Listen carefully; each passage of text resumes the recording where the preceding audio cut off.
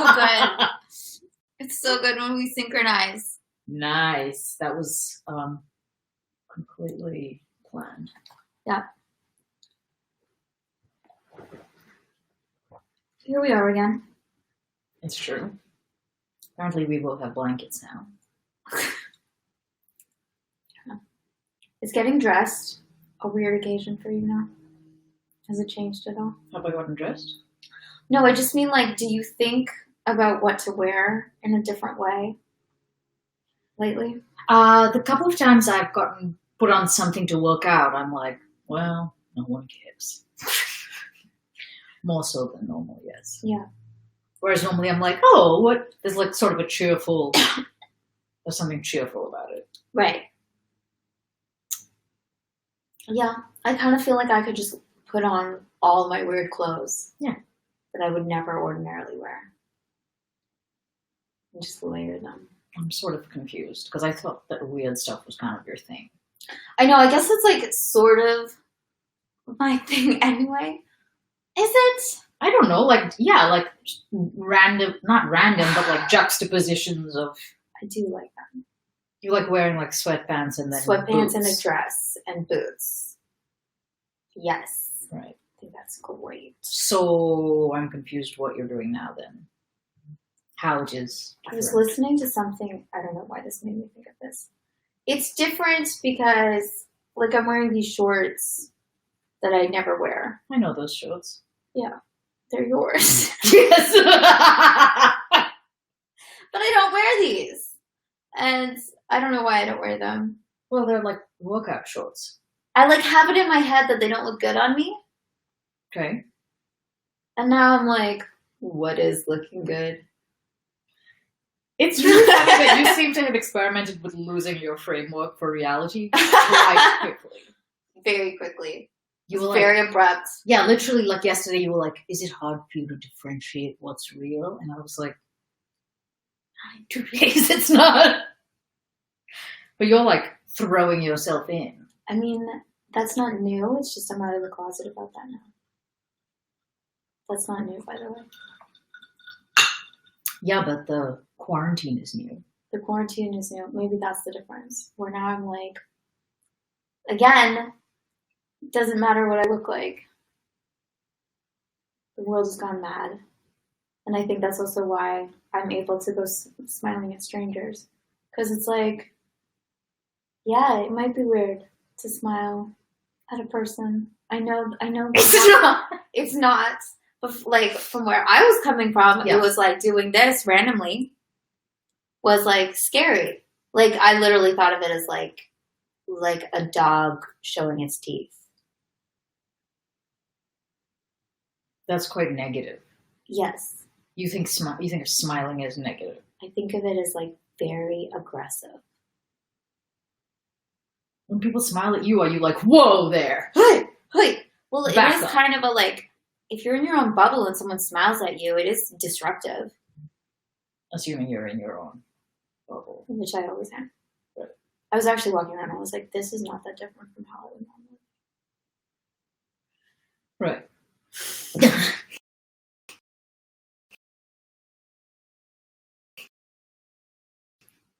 It's great. Yeah. It's very affirming. Yeah.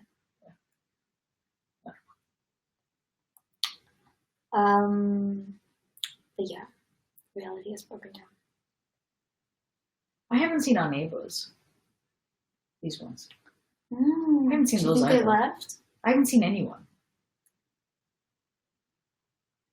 I saw the lady who's got Michael. Mm-hmm. And I asked her if she needed anything, and she looked at me very confused, like she did not know what I was talking about. She was like... It's not that confusing. No, like, it's kind of seemed like she didn't know about it. She's like, why? What's going on? It was a little bit like, what do you mean? Of course I'm fine. I don't know. Like the context was missing. There probably are people who don't know what's going on. Do you think? There must be. Somewhere. And also, what are all the shut-ins doing? Are they like, welcome to my world? What do you mean? What are the shut-ins? So, like, there are people that don't ever leave the house, where this is totally normal for them. Okay. And maybe they don't watch the news either.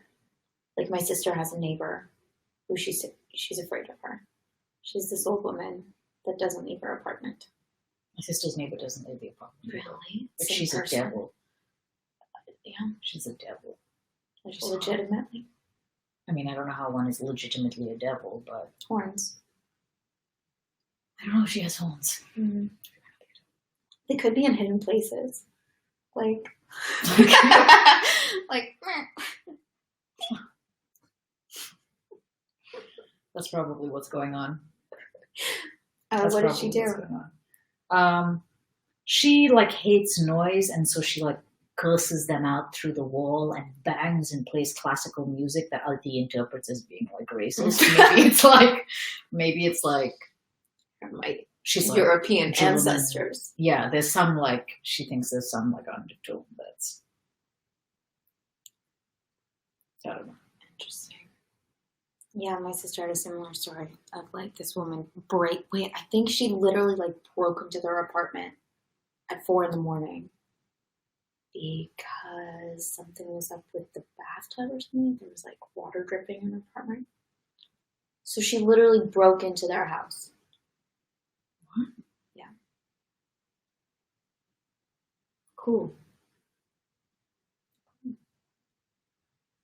She was like, I don't know what I would have done if my husband was at home. Yeah.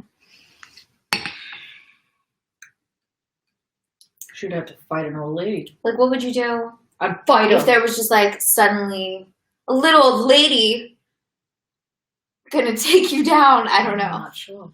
I don't know. That happened to me once in Vancouver. In your what? That happened to me once where like I went into the kitchen and there was suddenly a strange woman there. What? Yeah.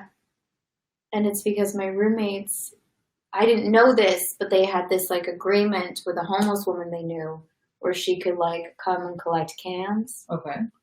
So anyway, it was her. And I was like, hello, stranger. Hey, stranger. That's weird. Yeah, and she, like, I just walk in and she's like collecting our garbage. I suppose there are more ominous things to be doing than collecting garbage, but still, that's very strange. It was strange. And I also think my reaction at the time was not like, what are you doing here? Or just, hi, can I help you? It was like, I'm scared, I'm going to go back to my room now. Of course it was.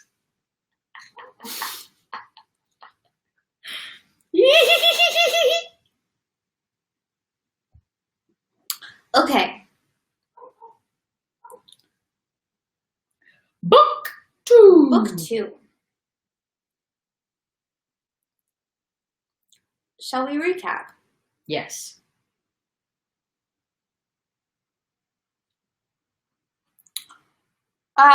We didn't get very far yesterday. But what did we cover? No, we only read 3 chapters yesterday, actually. 2 hours, 3 chapters. That sounds about right. But there were many distractions. Many. Which we don't need to recap. It's there. Distractions. Just maybe there were many breakdowns. Let's put it that way. And discoveries about what we knew and what we didn't know. Yeah. It's nice.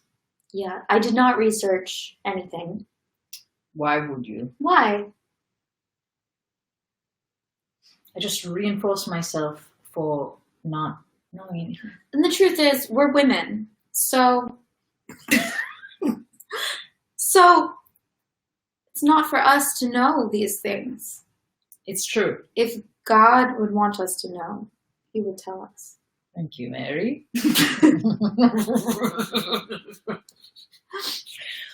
Book 2!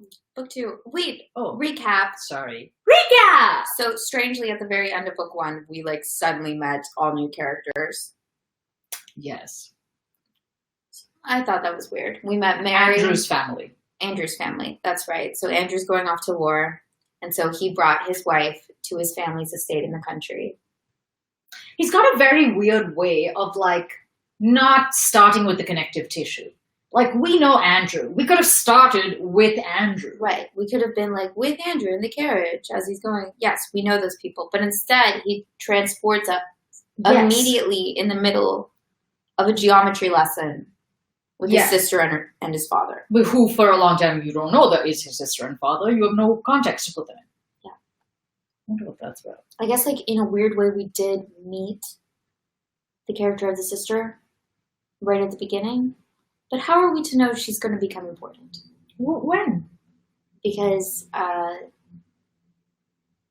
forget who set this up, but they were like, oh, Prince Vasily, what about your son and this person? Your son and this person. Yeah, I'm trying to remember. Anatole. So Prince Vasily has a son named Anatole. Yeah. And I don't know who set this up, but they were like, I have a match for you. How about Mary and Anatole get together? So in that way, we kind of met the character before, but it was still like no throwback. We're just suddenly there. It's not super helpful. It's not like here. Yeah. Not like what we're doing. Yeah. It doesn't help you.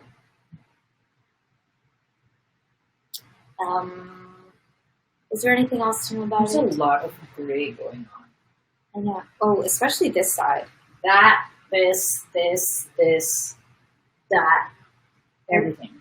Actually, like, you match your blanket. I match my blanket.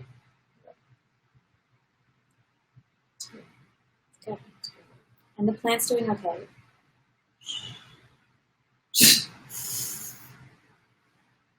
Yeah, super okay. Okay. And I think we're at war now, but we'll see. Book 2. Chapter 1. In October 1805, a Russian army was occupying the villages and towns of the Archduchy of Austria, and yet other regiments freshly arriving from Russia were settling near the fortress of Braunau and burdening the inhabitants on whom they were quartered. Braunau was the headquarters of the Commander-in-Chief, Kutuzov. On October 11th, 1805, one of the infantry regiments that had just reached Braunau had halted half a mile from the town, waiting to be inspected by the commander-in-chief. Despite the un-Russian appearance of the locality and surroundings, fruit gardens, stone fences, tiled roofs, and hills in the distance, and despite the fact that the inhabitants, who gazed with curiosity at the soldiers, were not Russians, the regiment had just the appearance of any Russian regiment preparing for an inspection anywhere in the heart of Russia. On the evening of the last day's march, an order had been received that the commander-in-chief would inspect the regiment on the march. Though the words of the order were not clear to the regimental commander, and the question arose whether the troops were to be in marching order or not, it was decided, at a consultation between the battalion commanders, to present the regiment in parade order, on the principle that it is always better to bow too low than not bow low enough. So the soldiers, after a 20-mile march, were kept mending and cleaning all night long without closing their eyes, while the adjutant, calculated and reckoned, and by more regiment, instead of the straggling, disorderly crowd it had been on its last march the day before, presented a well-ordered array of 2,000 men, each of whom knew his place and his duty, had every button and every strap in place, and shone with cleanliness. That was a long sentence. And not only externally was all in order, but had it pleased the commander-in-chief to look under the uniforms, he would have found on every man a clean shirt, and in every knapsack the appointed number of articles. But all, soap, and all. Okay. As the soldiers say. As the soldiers say. There was only one circumstance concerning which no one could be at ease. It was the state of the soldiers' boots. More than half the men's boots were in holes. But this defect was not due to any fault of the regimental commander, for in spite of repeated demands, boots had not been issued by the Austrian commissariat, and the regiment had marched some 700 miles. The commander of the regiment was an elderly, collared, stout, and thick-set general with grizzled eyebrows and whiskers, and wider from chest to back than across the shoulders.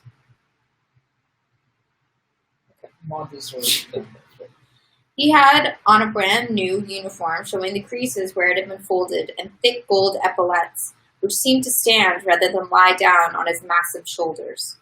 He had the air of a man happily performing one of the most solemn duties of his life. He walked about in front of the line and at every step pulled himself up, slightly arching his back. It was plain that the commander admired his regiment, rejoiced in it, and that his whole mind was engrossed by it.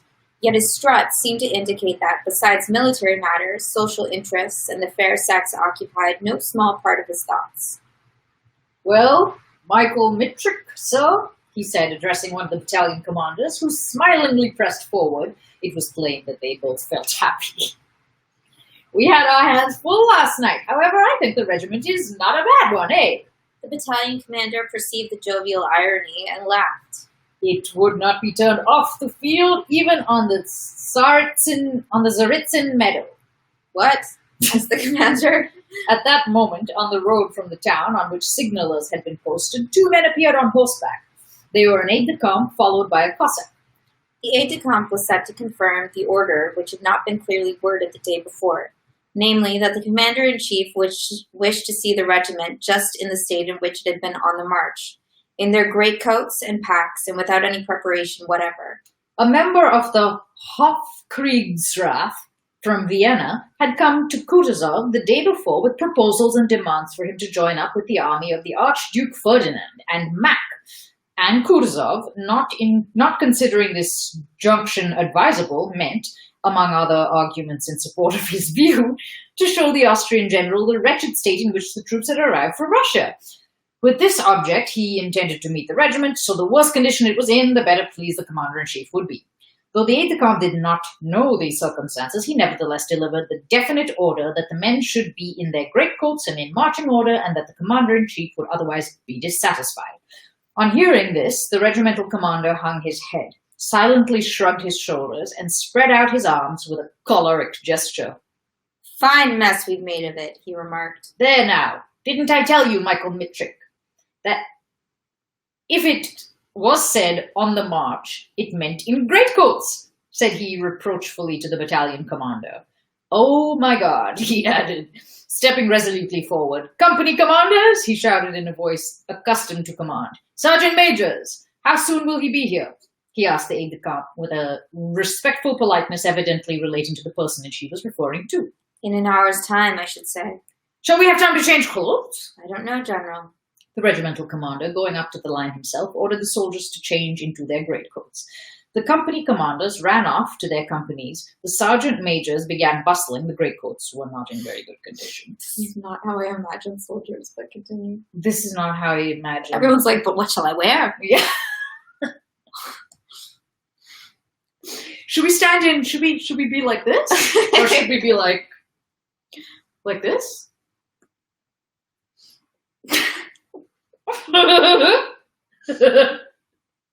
I hope this is how the war goes. The greatcoats were not in very good condition. Right. And instantly, the squares that had up to then been in regular order and silent sway and running to and fro, throwing up their knapsacks with a jerk their shoulders and pulling the straps over their heads, unstrapping their overcoats and drawing the sleeves on with upraised arms. In half an hour, all was again in order, only the squares had become grey instead of black. Okay, the regimental commander walked with his jerky steps to the front of the regiment and examined it from a distance. "Whatever is this?" "This!" he shouted and stood still.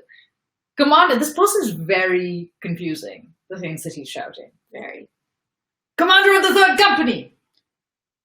"Commander of the 3rd Company wanted by the General! Commander to the General! 3rd Company to the Commander!" The words passed along the lines, and an adjutant ran to look for the missing officer. "Oh, there's a missing officer." "Ah, Commander of the 3rd Company." "Commander of the 3rd Company! Commander to the General! General to the Commander!" They're just yelling words. Commander! Commander, Sergeant, Commander. Third Commander to the Princess! Little princess to the stocky princess, to the stout. Stout princess. Is there a stout princess? Presumably. Mm. Presumably there are many. When the eager but misrepeated words, okay, thank you. When the eager but misrepeated words had reached their destination in a cry of, "The General to the Third Company!" Wow. That's literally what happened. Mm-hmm. They just started saying words. Yeah, they were like, Commander, General, The It's missing. very organized. Yeah. I think they will win. Depends on the coats. And their coats were so great that all their enemies fled in terror. The missing officer appeared from behind his company and, though he was a middle-aged man and not in the habit of running, trotted awkwardly, stumbling on his toes towards the general. The captain's face showed the uneasiness of a schoolboy who is told to repeat a lesson he has not learned. Spots appeared on his nose, the redness of which was evidently due to intemperance, and his mouth twitched nervously. The general looked the captain up and down as he came up panting, slackening his pace as he approached. You will soon be dressing your men in petticoats. What is this? Shouted the regimental commander, thrusting forward his jaw and pointing at a soldier in the ranks of the Third Company in a greatcoat of bluish cloth, which contrasted with the others. What have you been after? The commander-in-chief is expected, and you leave your place? Eh? I'll teach you to dress the men in fancy coats for a parade. The commander of the company, with his eyes fixed on his superior, pressed 2 fingers more and more rigidly to his cap, as if in this pressure lay his only hope of salvation. Well, why don't you speak? Whom have you got there dressed up as a Hungarian? Said the commander with an austere jibe. Your Excellency. Well, Your Excellency, what? Your Excellency. But what about Your Excellency? Nobody knows. Your Excellency, it is the officer Dolokhov. Dolokhov? Is he? He was the guy at Who the can house be with the on the bear. ledge? Yes, on the ledge. Who can be on the ledge? I mean, who can get shit-faced and not fall over. Yeah. Your Excellency, it's the officer Dolokhov who has been reduced to the ranks, said the captain softly.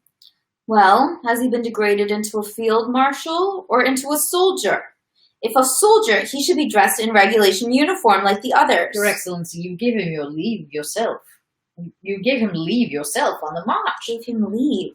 Leave? That's just like you young men, said the regimental commander, cooling down a little. Leave indeed. One says a word to you and you what? He added with renewed irritation. I beg you to dress your men decently. Now the commander, turning to look at the adjutant, directed his jerky steps down the line. He was evidently pleased at his own display of anger, and walking up to the regiment, wished to find a further excuse for wrath. Having snapped at an officer for an unpolished badge, at another because his line was not straight, he reached the Third Company. How are you standing? Where's your leg? Your leg? Shouted the commander with a tone of suffering in his voice, while there were still 5 men between him and Dolokhov with his bluish-gray uniform. Dolokhov slowly straightened his bent knee, looking straight with his clear, insolent eyes in the general's face. Why a blue coat? Off with it. Sergeant Major, change his coat. The rest he did not finish. General, I must obey orders, but I am not bound, Dolokhov hurriedly interrupted. No talking in the ranks. No talking. No talking. Not bound to endure insults, Dolokhov concluded in loud, ringing tones. The eyes of the general and the soldier met. The general became silent, angrily pulling down his tight scarf. I request you to have the goodness to change your coat. Why is he conforming to this impertinent guy? I request you have the goodness to change your coat, he said as he turned away. Oh. Angrily pulling down his scarf.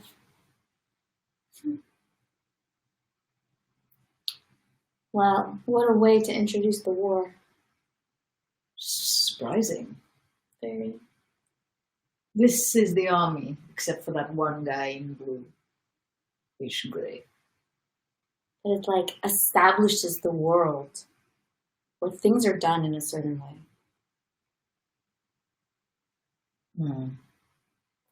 Agreed. Attention to detail. Agreed. We're a unit. We must all look identical. Yes. Yes. I'm behind this. I am 100% behind this reading. Great. Chapter 2. I feel like a drum too. Thanks for finally recognizing me. Chapter 2.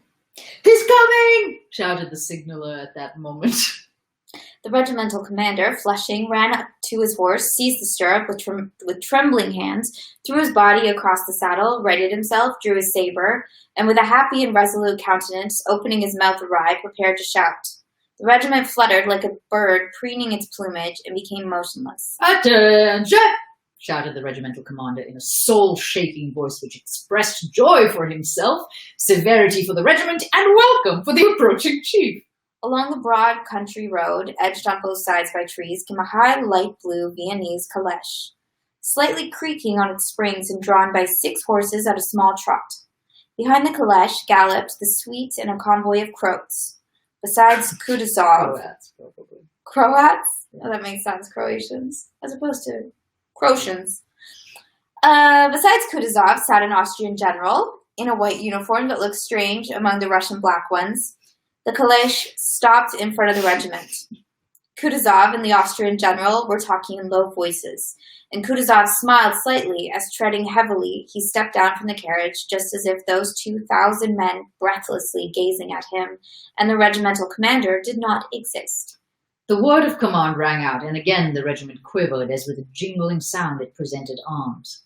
Then, amidst a dead silence, the feeble voice of the commander-in-chief was heard. The regiment roared.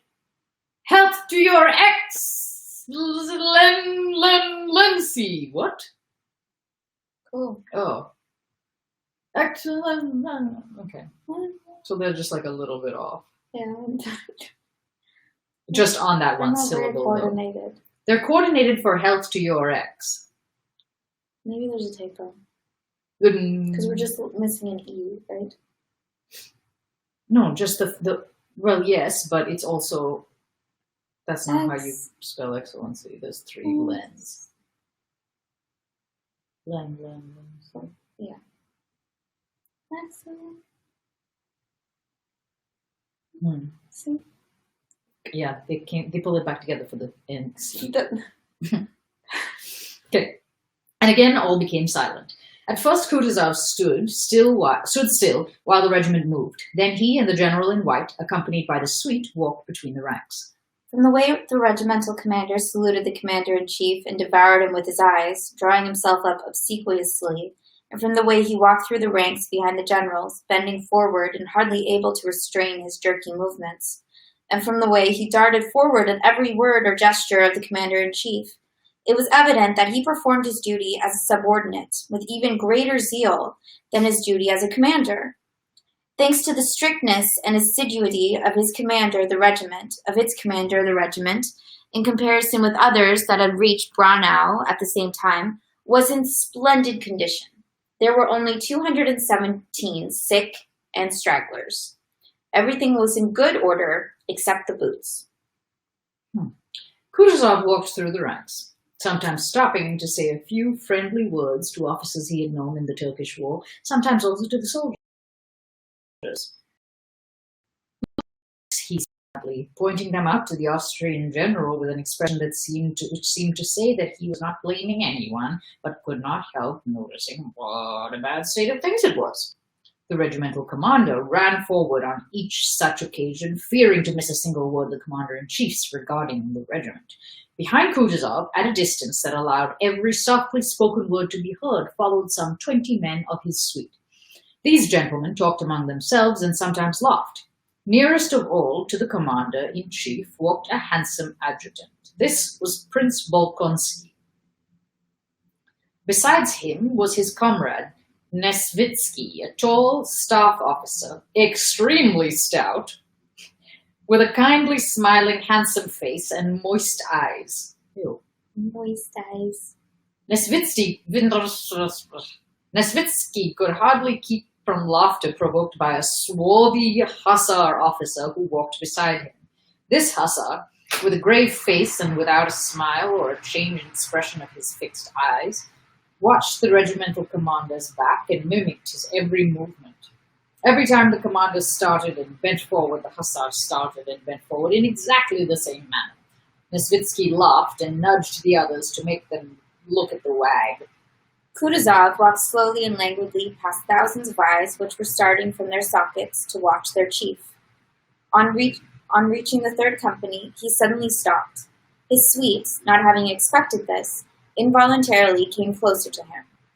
"Ah, Timokin," said he, recognizing the red-nosed captain who had been reprimanded on account of the blue greatcoat. Dolokhov? Huh? It's not Dolokhov. No, Dolokov's boss, not boss, but like captain or whatever, remember the guy who was running and panting? Vaguely. Okay, so that's Timokin. One would have thought it impossible for a man to stretch himself more than Timokin had done when he was reprimanded by the regimental commander. But now that the commander-in-chief addressed him, he drew himself up to such an extent that it seemed he could not have sustained it had the commander-in-chief continued to look at him. And so Kutuzov, who evidently understood his case and wished him nothing but good, quickly turned away, a scarcely perceptible smile flitting over his scarred and puffy face. "Another Ismail comrade," said he. "A brave officer. Are you satisfied with him?" he asked the regimental commander.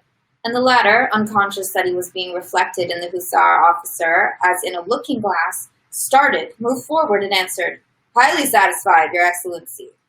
"We all have our weaknesses," said Kutuzov, smiling and walking away from him. He used to have a predilection for Bacchus. Really? You know what that means. The regimental commander was afraid he might be blamed for this and did not answer. The hussar, at that moment, noticed the face of the red-nosed captain and his drawn-in stomach, and mimicked his expression and pose with such exactitude that Nesvitsky could not help laughing. Kutuzov turned round. The officer evidently had complete control of his face, and while Kutuzov was turning, managed to make a grimace, and then assume a most serious, deferential, and innocent expression.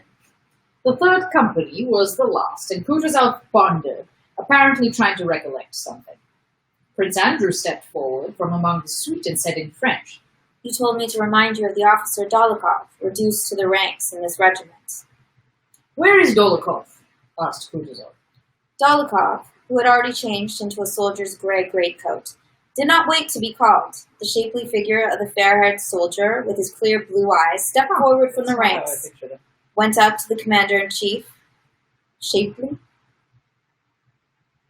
Fair-haired, clear blue eyes, shapely. He's beautiful. I didn't realize he was so beautiful. I didn't know either. Now I'm just imagining Logan from Gilmore Girls. Who's Logan? He's in The Good Wife. Blonde, young partner. Oh, yeah. Went up to the commander-in-chief and presented Logan. arms. What's his name in the thing? In Gilmore Girls. It is? Yeah, I'm pretty sure. For some reason it's not ringing a bell. I've seen that show. I believe you, but it's so weird. It's not like connecting. Okay. Sorry. Where were we? Where were you? Logan goes up.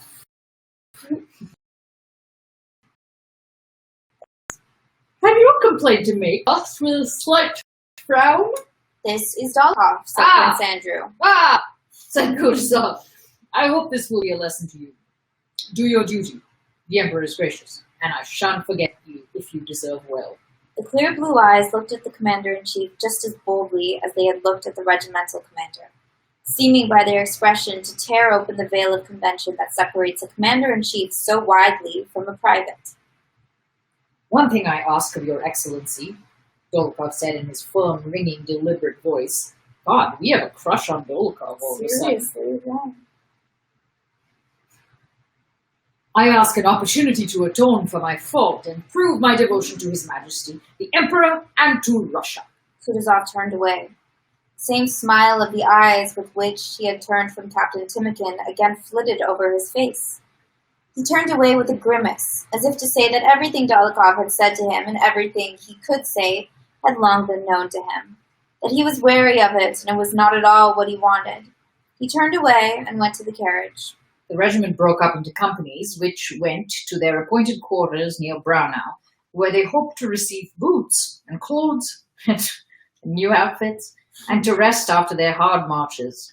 "You won't bear me a grudge, Prokhor Ignatiych," said the regimental commander, overtaking the third company on its way to its quarters and riding up to Captain Timikin, who was walking in front. The regimental commander's face, now that the inspection was happily over, beamed with irrepressible delight. "It's in the Emperor's service. It can't be helped. One is sometimes a bit hasty on parade. I am the first to apologize. You know me." He was very pleased, and he held out his hand to the captain. What's happening? I think Kutuzov goes off. And now they're like, oh, sorry, I was a bit of a Nervous Nelly. Was that weird? Was that weird? Okay. Okay. "Don't mention it, General. As if I'd be so bold," replied the captain, his nose growing redder as he gave a smile which showed where his two front teeth were missing, that had been knocked out by the butt end of a gun at Ismail. "And tell Mr. Dólokhov that I won't forget him. He may be quite easy.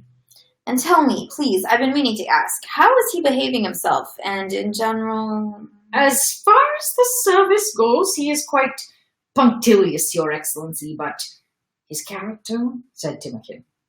"What about his character?" asked the regimental commander. "He's different on different days," answered the captain. "One day he is sensible, well-educated and good-natured, and the next he is a wild beast. In Poland, if you please, he nearly killed a Jew." "Oh, well, well." He sounds ill. Or he's just like, can't be tamed. So a sociopath, basically. Kind of. Okay. Remarked the regimental commander. "Still, one must have pity on a young man in misfortune. You know, he has important connections. Well, then, you just..." "I will, Your Excellency," said Timikin, showing by his smile that he understood his commander's wish. We don't understand his commander's wish, but never mind. Just keep checking Just on him. as you will. You know. Let him keep acting a beast on Tuesdays. Yeah. Well, of course, of course. The regimental commander sought out Dólokhov in the ranks and, reining in his horse, said to him, "After the next affair, epaulets." Dólokhov looked around, but did not say anything, nor did the mocking smile on his lips change. "Well, that's all right," continued the regimental commander. "A cup of vodka for the men from me," he added, so the soldiers could hear. "I thank you all. God be praised." And he rode past that company and overtook the next one. Well, he's a really good he's really a good fellow. One can serve under him, said Timikin to the subaltern beside him. "In a word, a hearty one," said the subaltern, laughing. The regimental commander was nicknamed King of Hearts. The cheerful mood of their officers after the inspection infected the soldiers. The company marched on gaily. The soldiers' voices could be heard on every side. And they said Kutuzov was blind of one eye. And so he is, quite blind. "No, friend, he is sharper-eyed than you are. Boots and leg bands, he noticed everything." When he looked at my feet, friend, well, thinks I. And that other one with him, the Austrian, looked as if he were smeared with chalk, as white as flour. Did he say when the battles are to begin? You were near him. Everybody said that Bonaparte himself was at Braunau. Bonaparte himself. Just listen to the fool, what he doesn't know. The Prussians are up in arms now. The Austrians, you see, are putting them down. When they've been put down, the war with Bonaparte will begin. And he says Bonaparte is in Braunau. Shows you're a fool. You'd better listen more carefully. What devils these quartermasters are. See, the 5th Company is turning into the village already. They will have their buckwheat cooked before we reach our quarters. Give me a biscuit, you devil. And this is the longest medley of, random Just comments. It's going on for a while. Yeah. I want to get the full picture. Okay. And did you give me my tobacco yesterday? That's just it, friend. Ah, well, never mind. Here you are. There might be a halt here, or we'll have to do another 4 miles without eating. Wasn't it fine when those Germans gave us lifts? You just sit still and are drawn along. I'm here, friend. The people are quite beggarly. There, they all seem to be Poles, all under the Russian crown. But here, they're all regular Germans. Singers to the front, came the captain's order. And from the different ranks, some 20 men ran to the front. A drummer, their leader, turned round facing the singers, and flourishing his arm, began a long, drawn-out soldier's song, commencing with the words, "Morning dawned, the sun was rising," and concluding, "On then, brothers, on to glory, led by Father Kamensky." This song had been composed in the Turkish campaign, and now being sung in Austria, the only change being that the words Father Kamensky were replaced by Father Kutuzov. Having jerked out these last words, as soldiers do, and waved his arms as if flinging something to the ground, the drummer, a lean, handsome soldier of 40, looked sternly at the singers and screwed up his eyes. Then, having satisfied himself that all eyes were fixed on him, he raised both arms as if carefully lifting some invisible but precious object above his head, and, holding it there for some seconds, suddenly flung it down and began. "Oh, my bower! Oh, my bower!" "Oh, my bower dear," chimed in 20 voices, and the castanet player, in spite of the burden of his equipment, rushed out to the front and, walking backwards before the company, jerked his shoulders and flourished his castanets as if threatening someone. The soldiers, swinging their arms and keeping time, spontaneously marched with long steps. Behind the company, the sound of wheels, the creaking of springs, and the tramp of horses' hoofs were heard. Kutuzov and his suite were returning to the town. The commander-in-chief made a sign that the men should continue to march at ease, and he and all his suite showed pleasure at the sound of the singing and the sight of the dancing soldier and the gay and smartly marching men. In the second file from the right flank, beside which the carriage passed the company, a blue-eyed soldier involuntarily attracted notice. It was Dolokhov, marching with particular grace and boldness in time to the song and looking at those driving past as if he pitied all who were not at that moment marching with the company. The hussar cornet of Kutuzov's suite, who had mimicked the regimental commander, fell back from the carriage and rode up to Dolokhov. Hussar Cornet Zherkov had at one time in Petersburg belonged to the wild set led by Dolokhov.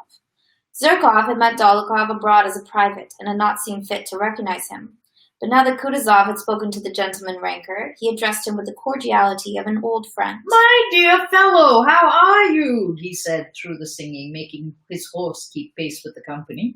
"How am I?" Dolokhov answered coldly. "I am as you see." The lively song gave a special flavor to the tone of free and easy gaiety with which Zherkov spoke, and to the intentional coldness of Dolokhov's reply. "And how do you get on with the officers?" inquired Zherkov. "All right, they are good fellows. And how have you wriggled onto the staff?" "I was attached. I am on duty." Both were silent. "She let the hawk fly upward from her wide right sleeve," went the song, arousing an involuntary sensation of courage and cheerfulness. Their conversation would probably have been different, but for the effect of that song. "Is it true that Austrians have been beaten?" asked Dolokhov. "The devil only knows. They say so." "I'm glad," answered Dolokhov briefly and clearly as the song demanded. "I say, come round some evening, and we'll have a game of faro," said Zherkov.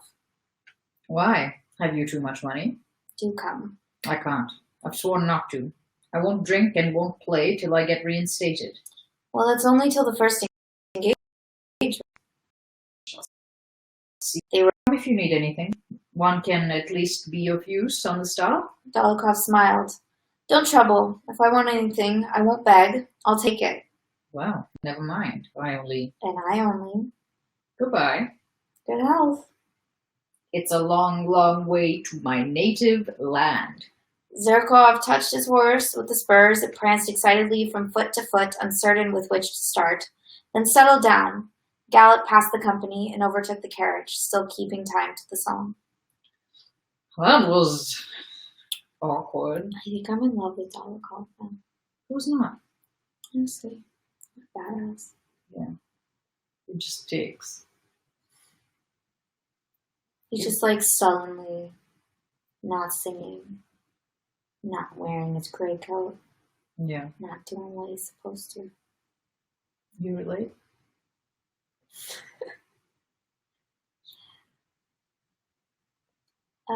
Okay. Do we understand? Do we have questions? He was like demoted for bad behavior. I think so.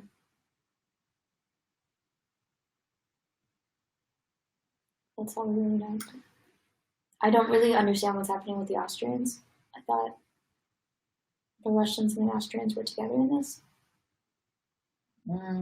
Yeah, but I think they're still separate forces. Okay. It's not like intermixed. Then why was like Zherkov like, I heard they got beat, as if it was a good thing. It didn't seem like a good thing. Oh, okay.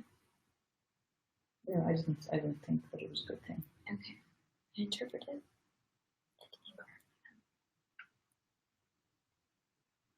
Okay. Let's keep going. Okay. Chapter 3. On returning from the review, Kutuzov took the Austrian general into his private room and, calling his adjutant, asked for some papers relating to the condition of the troops on their arrival, and the letters that had come from the Archduke Ferdinand, who was in command of the advanced army. Prince Andrew Bolkonsky came into the room with the required papers. Kutuzov and the Austrian member of the Hofreichsrath were sitting at the table on which a plan was spread out. Ah, said Kutuzov, glancing at Bolkonsky so Bolkonsky is Andrew? Yeah, that's his last name. Okay, well, why are we suddenly calling him Bolkonsky? Just to like see if you're paying attention. And you know what? This commander, captain, all these like ranks are like the new princess. Yeah, that's true. Who can tell who anyone even is? Do you actually know the order of the ranking within armies? But of course. I think for some reason I used to. I mean, I know commander is higher than captain. Yeah. Okay. That's one And then thing that I know. lieutenant is lower than captain? Yes. Right? Yes. I think I know all of this just from watching MASH. Oh, you watched MASH. Yes. Dutifully. What a funny thing to have watched dutifully. As a wee millennial.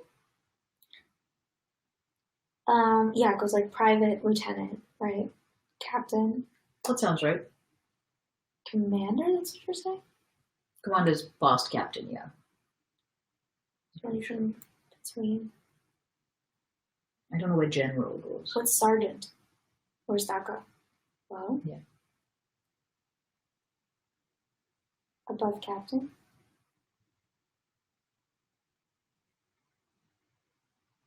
Not clear. I think below. And then there's like sergeant general. Yeah, then that Lieutenant sergeant. that Lieutenant commander. yeah. Okay. Commander in chief. That's only the president. There's a commander in chief here. Where? There's a commander in chief. I don't remember. I think that's Timokal. Timokin? No, that's the regiment commander. Oh my gosh. No. Timokin is not the regiment commander, but he's much less Oh, than you're right. Who was the guy who was yelling at Timokin? the regimental commander. Regimental commander. Okay. Right. Cool. Okay. Chapter 3. Wait, did we read this? Yes, we did. Yeah, we did. I was saying, I think, said Kurzov, glancing at Bolkonsky, as if by this exclamation he was asking the adjutant to wait. And he went on with the conversation. Said he, with a pleasant elegance of expression and intonation that obliged one to listen to each deliberately spoken word. It was evident that Kutuzov himself listened with pleasure to his own voice. All I can say, General, is that if the matters depended on my personal wishes, the will of His Majesty, the Emperor Francis, would have been fulfilled long ago. I should long ago have joined the Archduke. Who's talking? The Austrian general? Okay. Wait, fancy. We went on with the conversation. Or is it Kutuzov? I don't know. No, it can't be. I think it's the Austrian general. Why can't it be? Because maybe you're right. Maybe it's Kutuzov talking to the Austrian general. Okay, let's go with that. The will of His Majesty, the Emperor Francis, would have been fulfilled long ago. I should long ago have joined the Archduke, and believe me on my honor, that to me personally it would be a pleasure to hand over the supreme command of the army into the hands of a better informed and more skillful general, of whom Austria has so many, and to lay down all this heavy responsibility. But circumstances are sometimes too strong for us, General.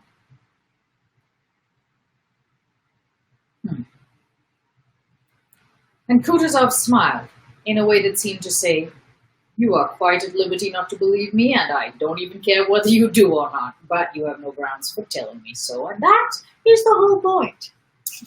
The Austrian general looked dissatisfied, but had no option but to reply in the same tone. "On the contrary," he said, in a querulous and angry tone that contrasted with his flattering words, "on the contrary, your Excellency's participation in the common action is highly valued by His Majesty, but we think the present delay is depriving the splendid Russian troops and their commander of the laurels they have been accustomed to win in their battles," he concluded his evidently prearranged sentence. Kutuzov bowed with the same smile. "But that is my conviction, and judging by the last letter with which His Highness the Archduke Ferdinand has honored me, I imagine that the Austrian troops, under the direction of so skillful a leader as General Mack, have by now already gained a decisive victory and no longer need our aid," said Kutuzov. The general frowned.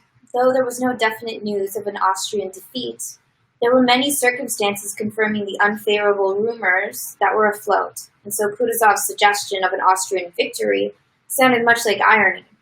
But Kutuzov went on blandly smiling with the same expression, which seemed to say that he had a right to suppose so. And in fact, the last letter he had received from Mack's army informed him of a victory, and stated strategically the position of the army was very favorable. "Give me that letter," said Kutuzov, turning to Prince Andrew. "Please have a look at it." And Kutuzov, with an ironical smile about the corners of his mouth, read to the Austrian general the following passage in German from the Archduke Ferdinand's letter. "We have fully concentrated forces of nearly 70,000 men." Wait, so the Russian guy is reading in German to the Austrian? Yeah. Cool. Yeah. "We have fully concentrated forces of nearly 70,000 men, with which to attack and defeat the enemy should he cross the Lech. Also, as we are masters of we cannot be deprived of the advantage of commanding both sides of the Danube." Right? Danube, I think. Danube? I mean, at least English, like in this, I don't know how they say it, but we definitely say Danube. Okay. Danube. "So that should the enemy not cross the Lech, we can cross the Danube, throw ourselves on his line of communications, recross the river lower down, and frustrate his intention should he try to direct his whole force against our faithful ally.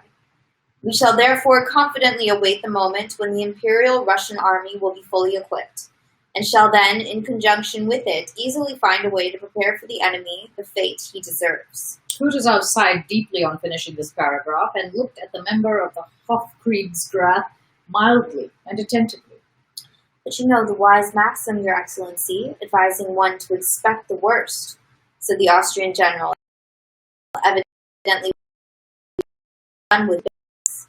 He involuntarily looked around at the aide-de-camp. Yes?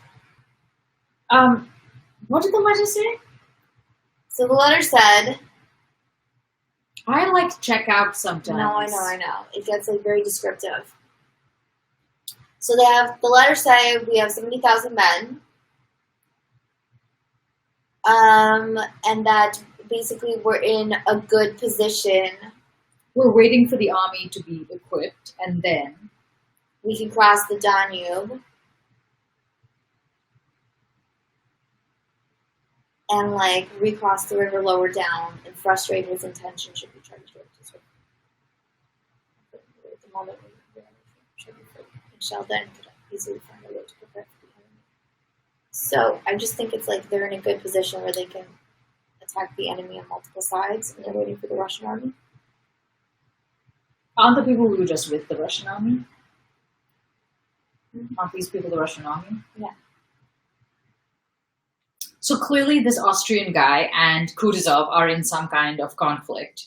Yeah. Where Kutuzov's like, oh, I feel like we just should hang out and do nothing. And the Austrian's like, oh, you can help us. help. But then why read the letter? If the letter says like, Because first of all, I don't know who the Archduke Ferdinand is. Okay. But if we, because that's not a Russian name, obviously. I think it's like something to bolster his argument for them staying in place. Because remember, there's something. So when he was doing the inspection, somebody, I think he wanted to see that they were a shit show, so he could then be like, "See, nobody's ready." What is?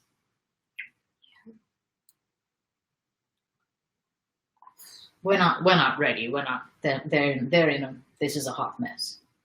Right. Which the under people didn't realize, and so they were like, "Everybody look great." Right. Okay. Maybe asking the questions is enough, and it'll become clearer as we. I really hope it becomes clearer. Cause yeah, it's like all the. To be honest, it's all the description of like, and a smile played on his lips that I'm like, what's going on? Really? Yeah, it's like all those things where everyone either like seems tired or like amused. I think Kutuzov is the one that's always half smiling, right? There's a lot of characters in this book that are always like bunch of dicks. Okay. Excuse me, General, right? No. Yes. The aide de camp. No. He lives around at the. Yeah, that's where we are. Okay. Excuse me, General, interrupted Kutuzov, also turning to Prince Andrew. Look here, my dear fellow. Get from Kozlovsky all the reports from our scouts. Here are 2 letters from Count Nostitz, and here is one from His Highness the Archduke Ferdinand. And here are these, he said, handing him several papers. Make a neat memorandum in French out of all of these, showing all the news we have had of the movements of the Austrian army, and then give it to His Excellency. Prince Andrew bowed his head in token of having understood from the first not only what had been said, but also what Kutuzov would have liked to tell him. He gathered up the papers and with a bow to both, stepped softly over the carpet and went out into the waiting room. Though not much time had passed since Prince Andrew had left Russia, he had changed greatly during that period. In the expression of his face, in his movements, in his walk, scarcely a trace was left of his former affected languor. Why does it make me want to say languor? And indolence. I didn't realize he was indolent. That's good for fun. He now looked like a man who has time to think of the impression he makes on others, but is occupied with agreeable and interesting work. His face expressed more satisfaction with himself and those around him. His smile and glance were brighter and more attractive. So he's thriving. This is very Russian. What is? Like this, like, oh, it was just that, like, he was useless. Like, he had no purpose.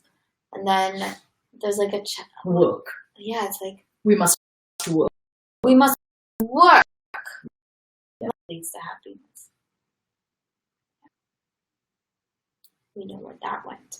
Work was a prominent feature of Nina Mikhailovna Zaraknaya's monologue in the Spoon River Anthology when I was in high school. Do you remember? I think I know what you're talking about. I don't know, but she's like, we must work. Yeah. Only work. Yeah. I don't know. We would giggle at how much it was about work. And when you're done, you work more. I mean, but like maybe there is something to that if you're like aristocratic and there's nothing you're doing except like. Even if you're not aristocratic, like around the world, I think there are cultures that are like, you do your thing, you do things. Yeah, the like importance of carrying on a. This is the most bougie conversation we've ever had. Yeah, as we sit here. Yeah, like the fact that this isn't. We don't have regular jobs. Well, okay. It's the Spoon River anthology. What's it called? Because doesn't it also like turn back on her? I think there's a balance that you have to hit. You know what I'm saying? No. I feel like what's the actual play that's from? It's like we must work. Probably some fucking Chekhov thing. Yeah, I feel like it's Cherry or River. Maybe. I think like she says that at one point and then like totally flips her tune.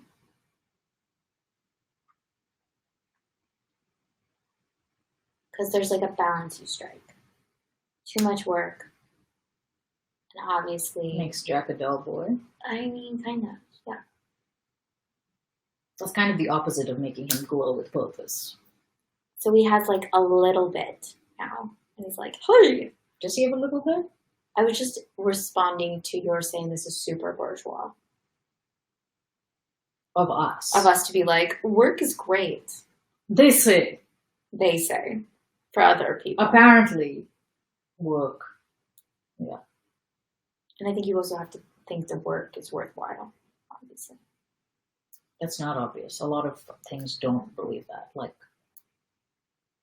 the monks, like sweet and sweet and sweet. Yeah, and but that they're is putting something. they're putting the importance on it. You know what I'm saying? It's not like the importance is necessarily there. It's like you have to find meaning in the work. Yes, but the work, like sometimes the fact that you're Just working doing can be the something. meaning. Yeah. You don't think it matters at all your mental state around it? I mean, do I think in general it matters? Personally, of course I do. But what I'm saying is like in the like places in either philosophy or whatever that I've come across this like work is how you live. It's how you really This is do really life. dark, but it's making me think of the concentration camps and how they had work. But meaningless work. I mean, You I know don't what I'm think it was saying? meaningless. No, literally, that it was like carry these bricks to that spot, and then they carried the bricks to that spot, and it was like great. Now put it back. Why? Torture.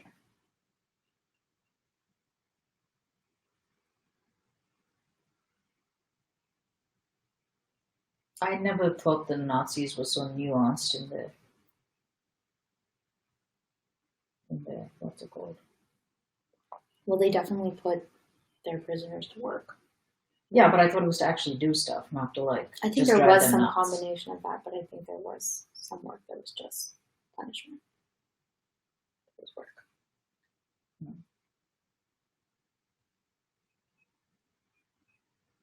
It is dark. I need donuts, so I can feel better. I was thinking of that earlier. You were? Yeah, because I was on Postmates and I was like, donut burn is so open. Yes. It's a sign. If ever there was a sign.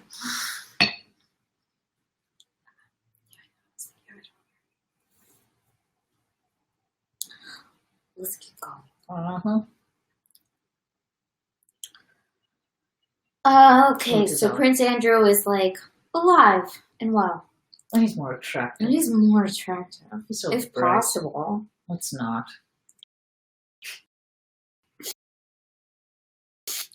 And Poland had received him very, promised not to forget him, distinguished him above the other adjutants, and had taken him to Vienna and given him the most serious commissions. From Vienna, Kutuzov wrote to his old comrade, Prince Andrew's father. Your son bids fair to become an officer. I don't know what that means.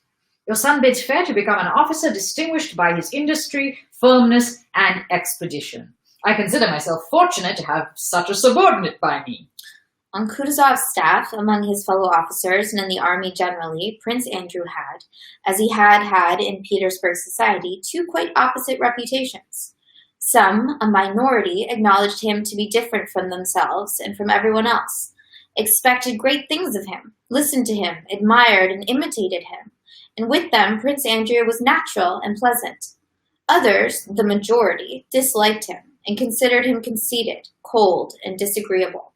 But among these people, Prince Andrew knew how to take his stand so that they respected and even feared him.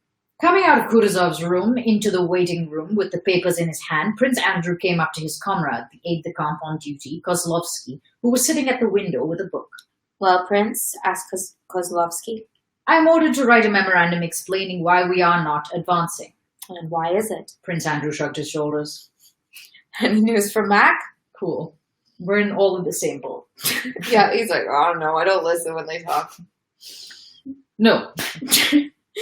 If it were true that he has been beaten, news would have come.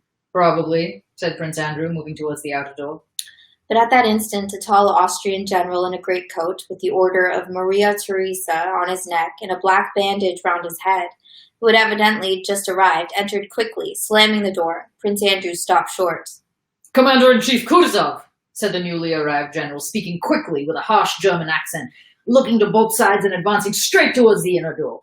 The commander-in-chief is engaged, said Kozlovsky, going hurriedly up to the unknown general and blocking his way to the door. Whom shall I announce? The unknown general looked disdainfully down at Kozlovsky, who was rather short, as if surprised that anyone should not know him. The commander-in-chief is engaged, repeated Kozlovsky calmly. The general's face clouded. His lips quivered and trembled. He took out a notebook, hurriedly scribbling something in pencil, tore out the leaf, gave it to Kozlovsky, stepped quickly to the window, and threw himself into a chair, gazing at those in the room as if asking, why do they look at me? I wonder. Then he lifted his head, stretched his neck as if he intended to say something, but immediately, with affected indifference, began to hum to himself, producing a queer sound which immediately broke off.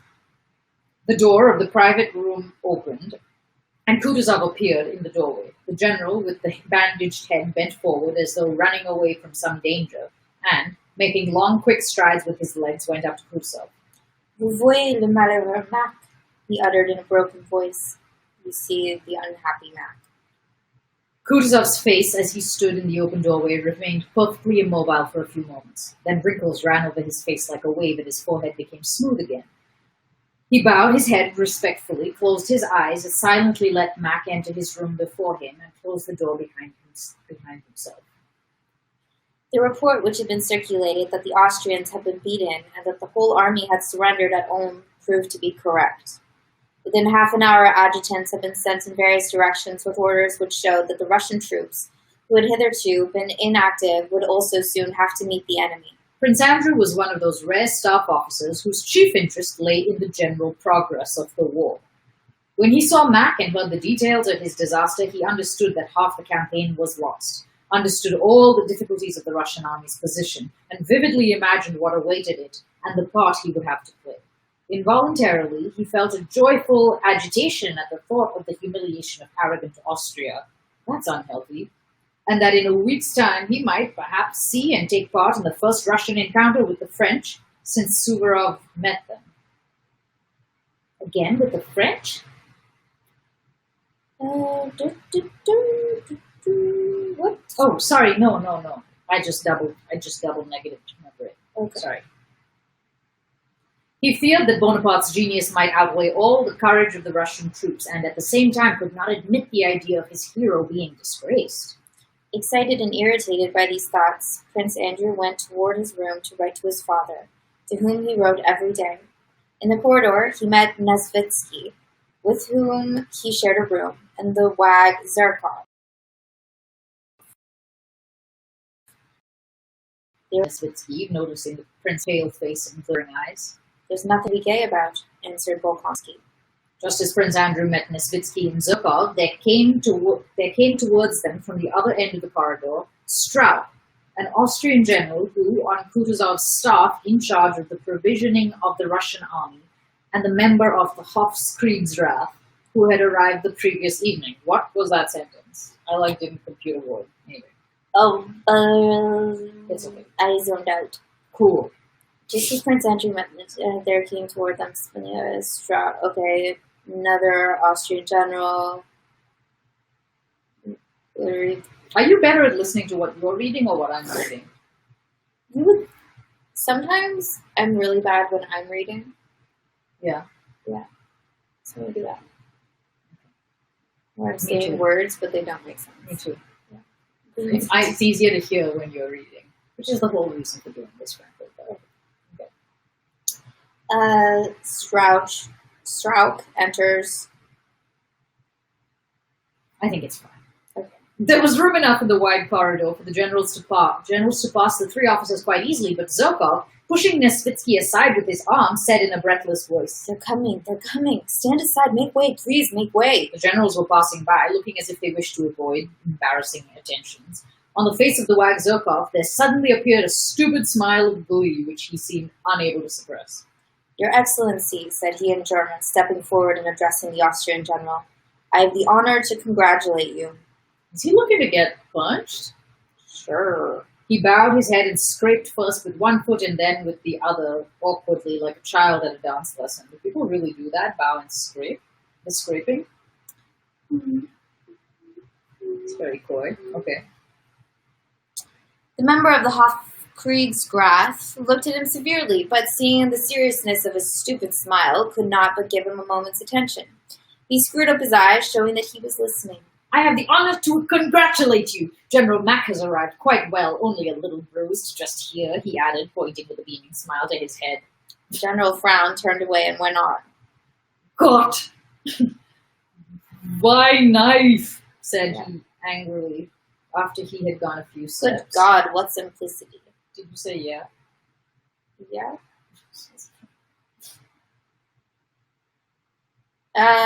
Nesvitsky, with a laugh, threw his arms round Prince Andrew, but Bolkonsky, turning still paler, pushed him away with an angry look and turned to Zirkov. The nervous irritation aroused by the appearance of Mack, the news of his defeat, and the thought of what lay before the Russian army found vent in anger at Zirkov's untimely jest. If you, sir, choose to make a buffoon of yourself, he said sharply, with a slight trembling of the lower jaw, I can't prevent you from your doing so, but I warn you that if you dare to play the fool in my presence, I will teach you to behave yourself.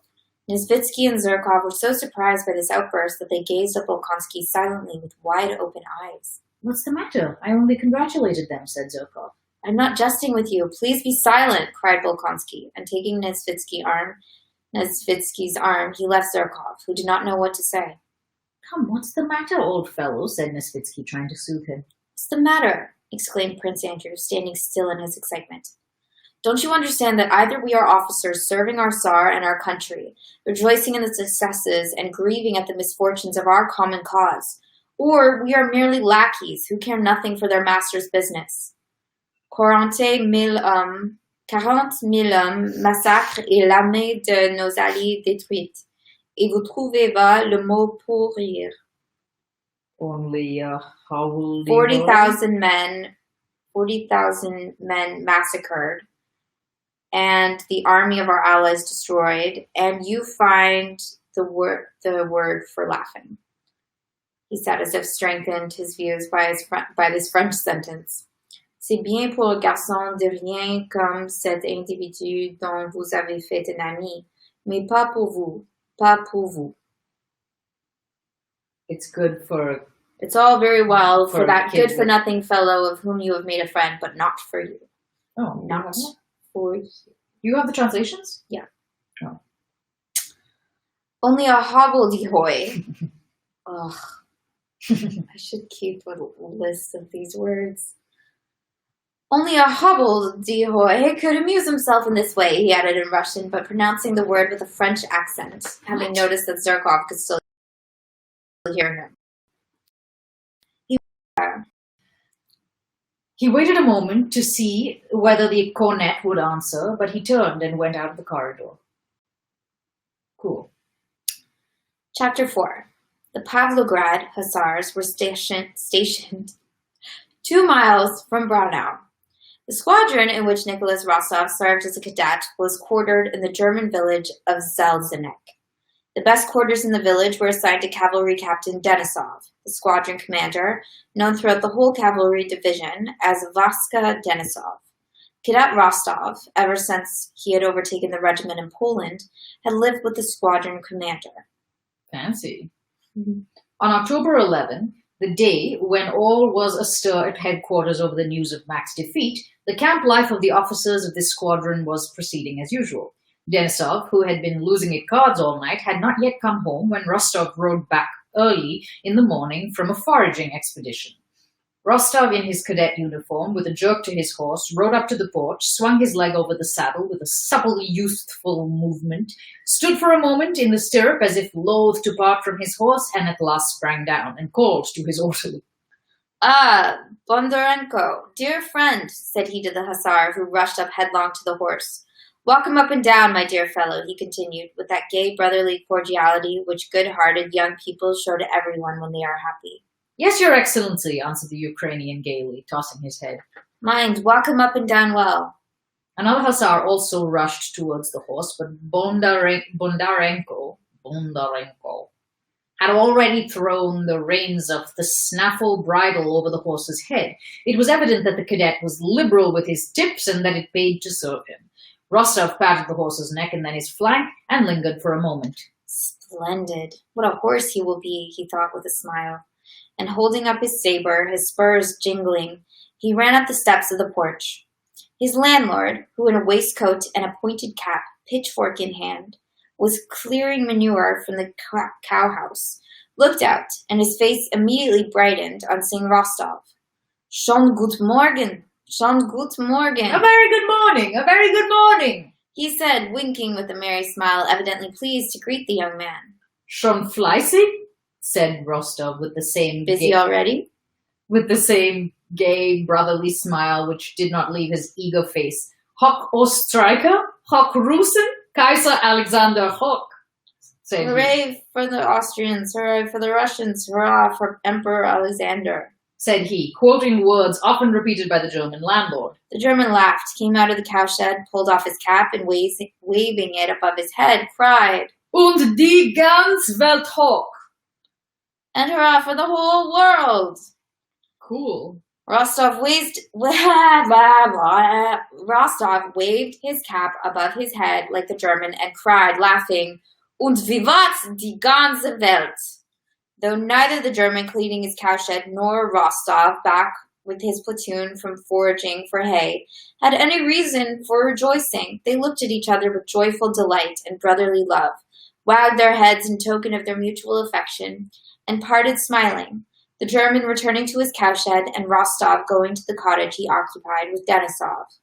What about your master? He asked Lavrushka, Denisov's orderly, whom all the regiment knew for a rogue. Hasn't been in since the evening. Must have been losing, answered Lavrushka. I know by now if he wins, he comes back early to brag about it, but if he stays out till morning, it means he's lost and will come back in a rage. Will you have coffee? Yes, bring some. 10 minutes later, Lavrushka brought the coffee. He's coming, said he. Now for trouble. Rostov looked out of the window and saw Denisov coming home. Denisov was a small man with a red face, sparkling black eyes, and a black tousled mustache and hair. He wore an unfastened cloak, wide breeches hanging down in creases, and a crumpled shako on the back of his head. He came up to the porch gloomily, hanging his head. Lavrushka, he shouted loudly and angrily. Take it off, blockhead. Well, I am taking it off, replied Lavrushka's voice. Ah, you're up already, said Denisov, entering the room. Long ago, answered Rostov. I have already been for the hay and have seen Fraulein Matilda. Really? And I've been losing, brother. I lost yesterday like a damn fool, cried Denisov, not pronouncing his R's. Such ill luck, such ill luck! As soon as you left it began and went on. Hello there, tea! Puckering up his face, though smiling, and pull up his thick, tangled black hair. And what devil made me go to that What?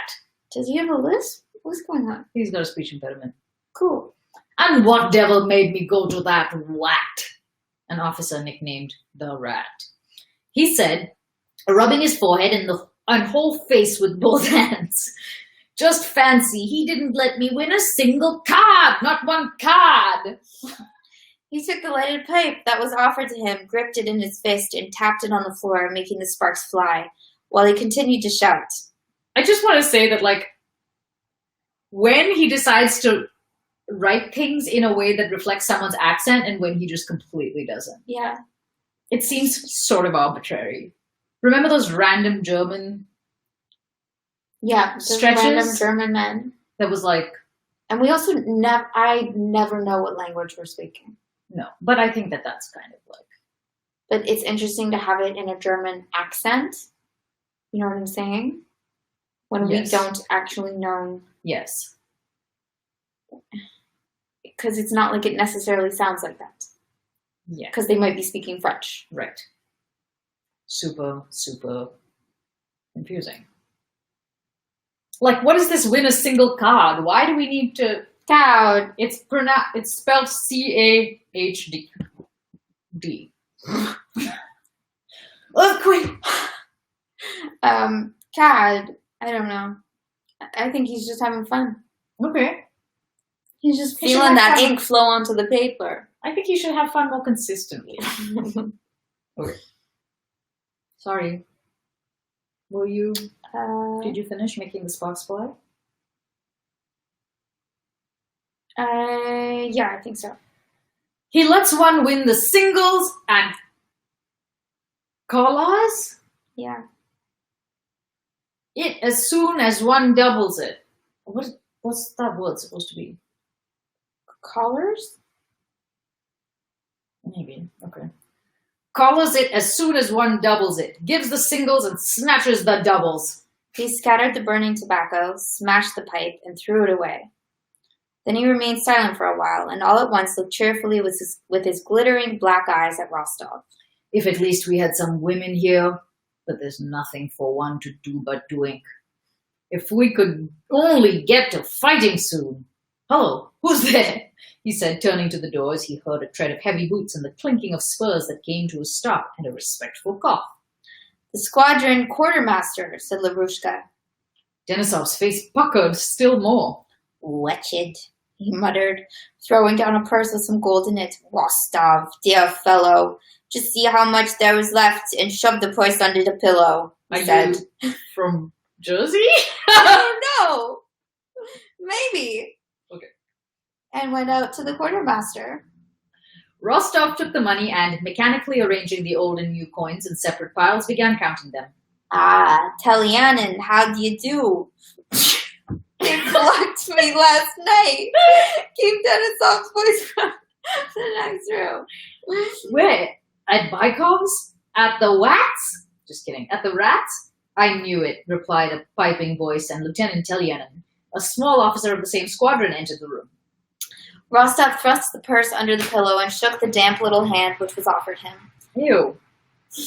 Telyanin, for some reason, had been transferred from the Guards just before this campaign.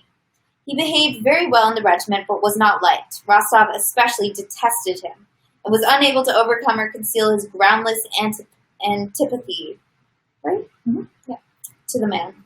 Well, young cavalryman, how is my rook behaving? He asked. Rook was a young horse Telyanin had sold to Rostov. The lieutenant never looked the man he was speaking to straight in the face. His eyes continually wandered. I saw you riding this morning, he added. Oh, he's all right, a good horse, answered Rostov, though the horse for which he had paid 700 rubles was not worth half that sum. He's begun to go a little lame on the left foreleg, he added. The hoof's cracked, that's nothing. I'll teach you what to do and show you what kind of rivet to use. Yes, please do, said Rostov. I'll show you. It's not a secret, and it's a horse you'll thank me for.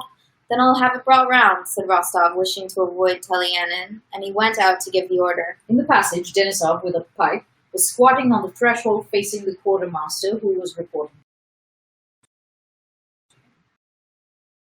On his shoulder with his thumb to the Telyanin was seated, he frowned and gave a shudder of disgust. Ugh, I don't like that fellow, he said, regardless of the quartermaster's presence. Rostov shrugged his shoulders as much as to say, nor do I, but what's one to do? And, having given his order, he returned to Telyanin. Telyanin was sitting in the same indolent pose in which Rostov had left him, rubbing his small white hands. Well, there certainly are disgusting people, thought Rostov as he entered. Have you told them to bring the horse? Asked Telyanin, getting up and looking carelessly about him. I have. Let us go ourselves. I only came round to ask Denisov about yesterday's order. Have you got it, Denisov? Not yet. But where are you off to? I want to teach this young man how to shoe a horse, said Telyanin. They went through the porch and into the stable. The lieutenant explained how to rivet the hoof and went away to his own quarters. When Rostov went back, there was a bottle of vodka and a sausage on the table. Denisov was sitting there, scratching with his pen on a sheet of paper. He looked gloomily in Rostov's face and said, I'm writing to her. That's not what he said. Excuse me. I am writing to her. He leaned his elbows on the table with his pen in his hand and, evidently glad of a chance to say quicker in words what he had wanted to write, told Rostov the contents of his letter. You see, my friend, he said, we sleep when we don't love. We are children of the dust. But one falls in love and one is a god. One is a poor as on the first day of creation. Who's that now? Send them to the devil. I'm busy, he shouted to Lavrushka, who went up to him, not in the least abashed. Who should it be? You yourself told him to come. It's the quartermaster for the money. Denisov frowned and was about to shout some reply, but stopped. Wretched business, he muttered to himself. How much is left in the purse? He asked, turning to Rostov. 7 new and 3 old imperials. Oh, it's wretched. Well, what are you standing there for, you scarecrow? Call the quartermaster, he shouted to Lavrushka. Please, Denisov, let me lend you some. I have some, you know, said Rostov, flushing. Don't like borrowing from my own fellows. I don't, growled Denisov. But if you won't accept money from me like a comrade, you'll offend me. Really, I have some, Rostov repeated. No, I tell you. And Denisov went to the bed to get the purse from under the pillow. Where have you put it, Rostov? Under the lower pillow. It's not there. Denisov threw both pillows on the floor. The purse was not there. That's a miracle. Wait, haven't you dropped it? Said Rostov, picking up the pillows one at a time and shaking them. He pulled off the quilt and shook it. The purse was not there. Dear me, can I have forgotten? No, I remember thinking that you kept it under your head like a treasure, said Rostov. I put it just there. Where is it? He asked, turning to Lavrushka. I haven't been in the room. It must be where you put it. But it isn't. You're always like that. You throw a thing down anywhere and forget it. Fill in your pockets. No, if I hadn't thought of it being treasure, said Rostov, but I remember putting it there. Lavrushka turned all the bedding over, looked under the bed and under the table, searched everywhere, and stood still in the middle of the room.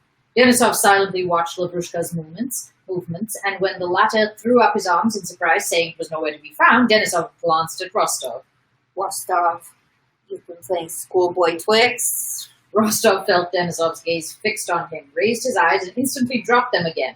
All the blood which had seemed congested somewhere below his throat rushed to his face and eyes. He could not draw breath. And there hasn't been anyone in the room except the lieutenant and yourselves. It must be here somewhere, said Lavrushka. Now then, you devil's puppet! Look alive and hunt for it, shouted Denisov suddenly, turning purple and rushing at the man with a threatening gesture. If the purse isn't found, I'll flog you all. Rostov, his eyes avoiding Denisov, began buttoning his coat, buckled on his saber, and put on his cap. I must have that purse, I tell you, shouted Denisov, shaking his orderly by the shoulders and knocking him against the wall. Denisov, let me alone. I know who was taking it, said Rostov, going toward the door without raising his eyes. Denisov paused, thought a moment, and evidently understanding what Rostov hinted at, seized his arm. Nonsense, he cried, and the veins on his forehead and neck stood out like cords. You are mad, I tell you. I won't allow it. The purse is here. I'll flay this scoundrel alive, and it will be found.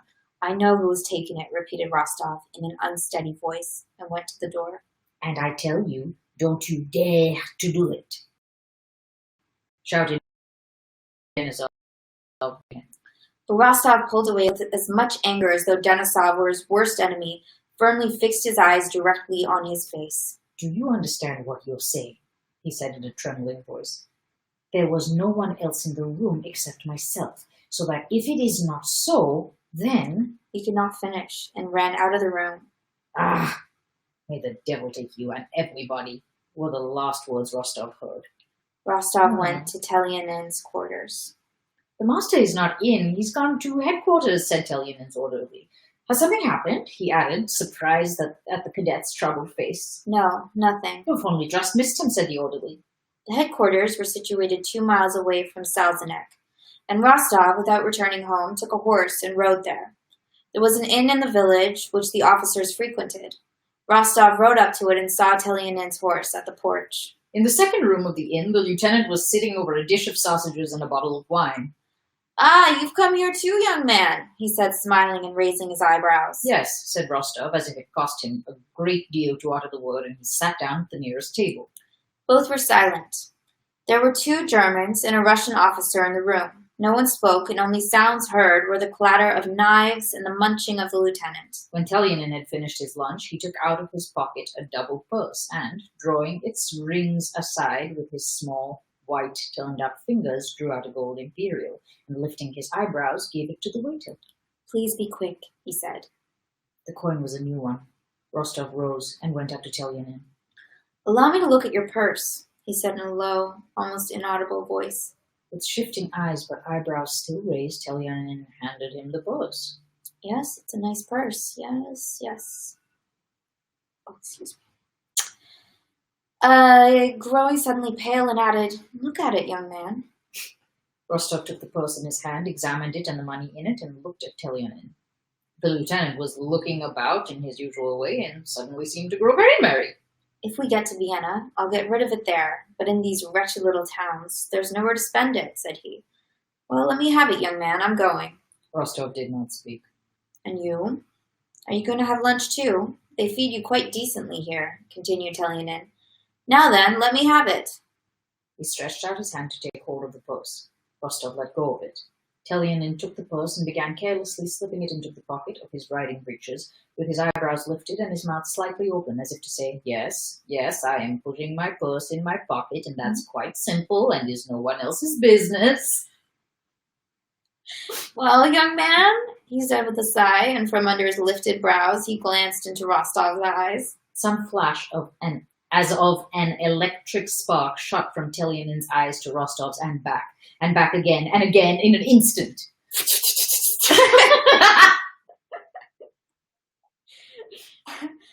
Come here, said Rostov, catching hold of Telyanin's arm and almost dragging him to the window.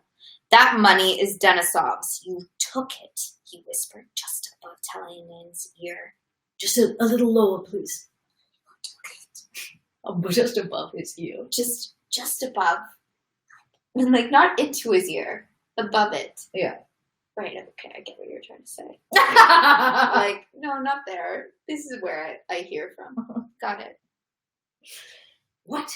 What? How dare you? What? Said Telyanin. But these words came like piteous, despairing cry, like a piteous, despairing cry, and an entreaty for pardon. As soon as Rostov heard them, an enormous load of doubt fell from him. He was glad, and at the same instant began to pity the miserable man who stood before him. But the task he had begun had to be completed. Heaven only knows what the people here may imagine, muttered Telyanin, taking up his cap and moving towards a small empty room. We must have an explanation. I know it and shall prove it, said Rostov. I... Every muscle of Telyanin's pale, terrified face began to quiver. Every muscle. He's like... that's pretty good. His eyes still shifted from side to side, but with a downward look not rising to Rostov's face, and his sobs were audible. People's faces twitch much more often in War and Peace than in life as I know it. Yeah. I think people weren't getting the proper nutrition. Yeah, because all they eat is sausages. Yeah. That's so gross.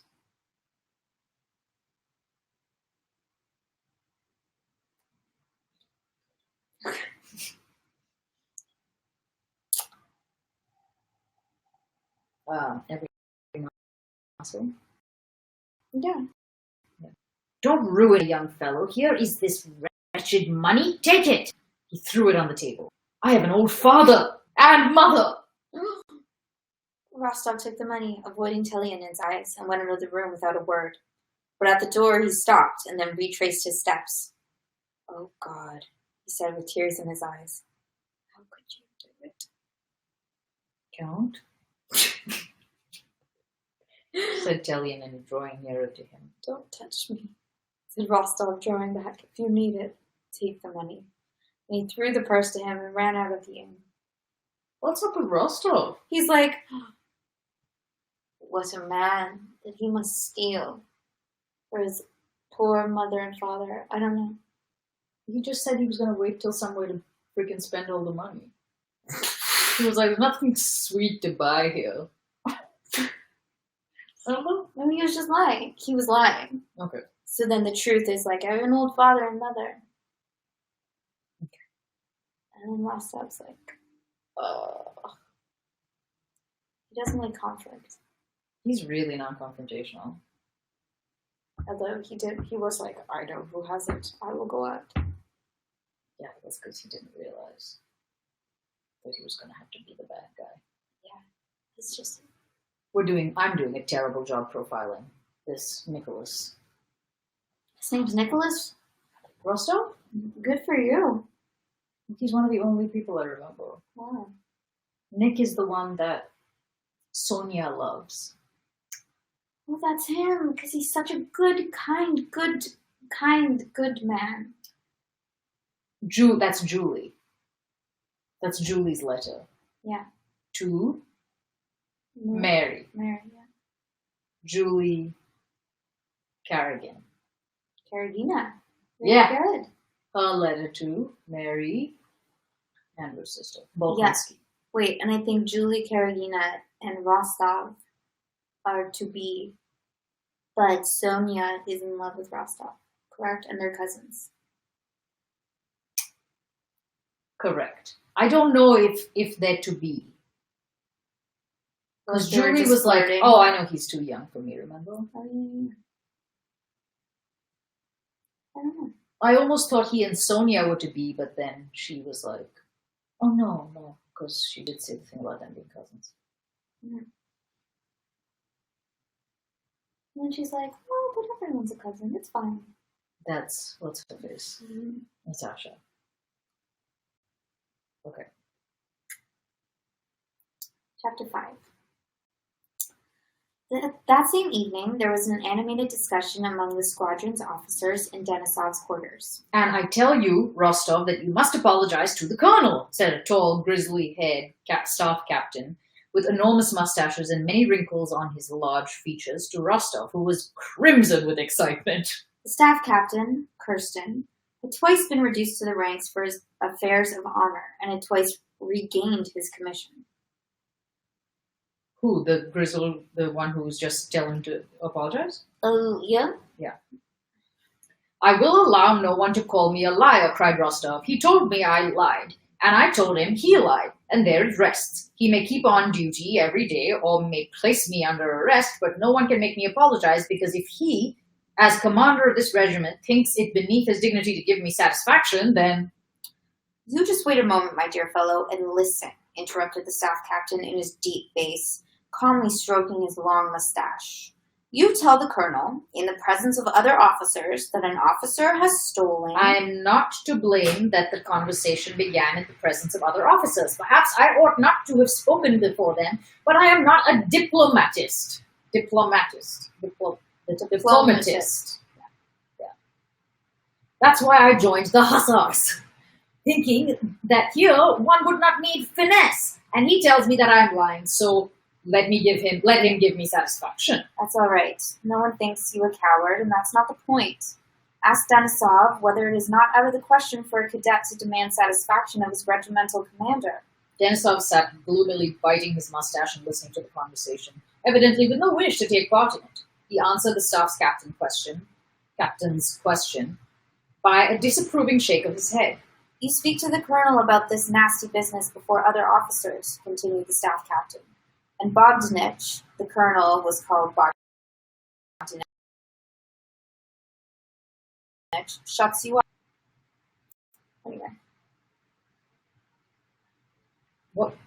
Like, why not just introduce people? I know, he goes, there was one time that he was like, this was so-and-so. He goes in these weird things to introduce people in the most frustrating or confusing way. Yeah.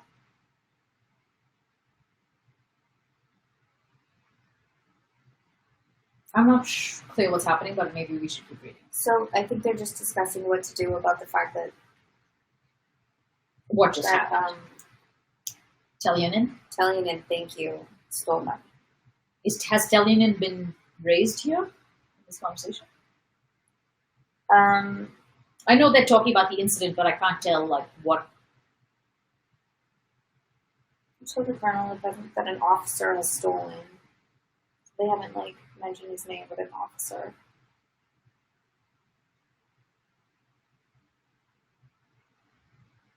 And then they're saying like, should Denisov demand satisfaction?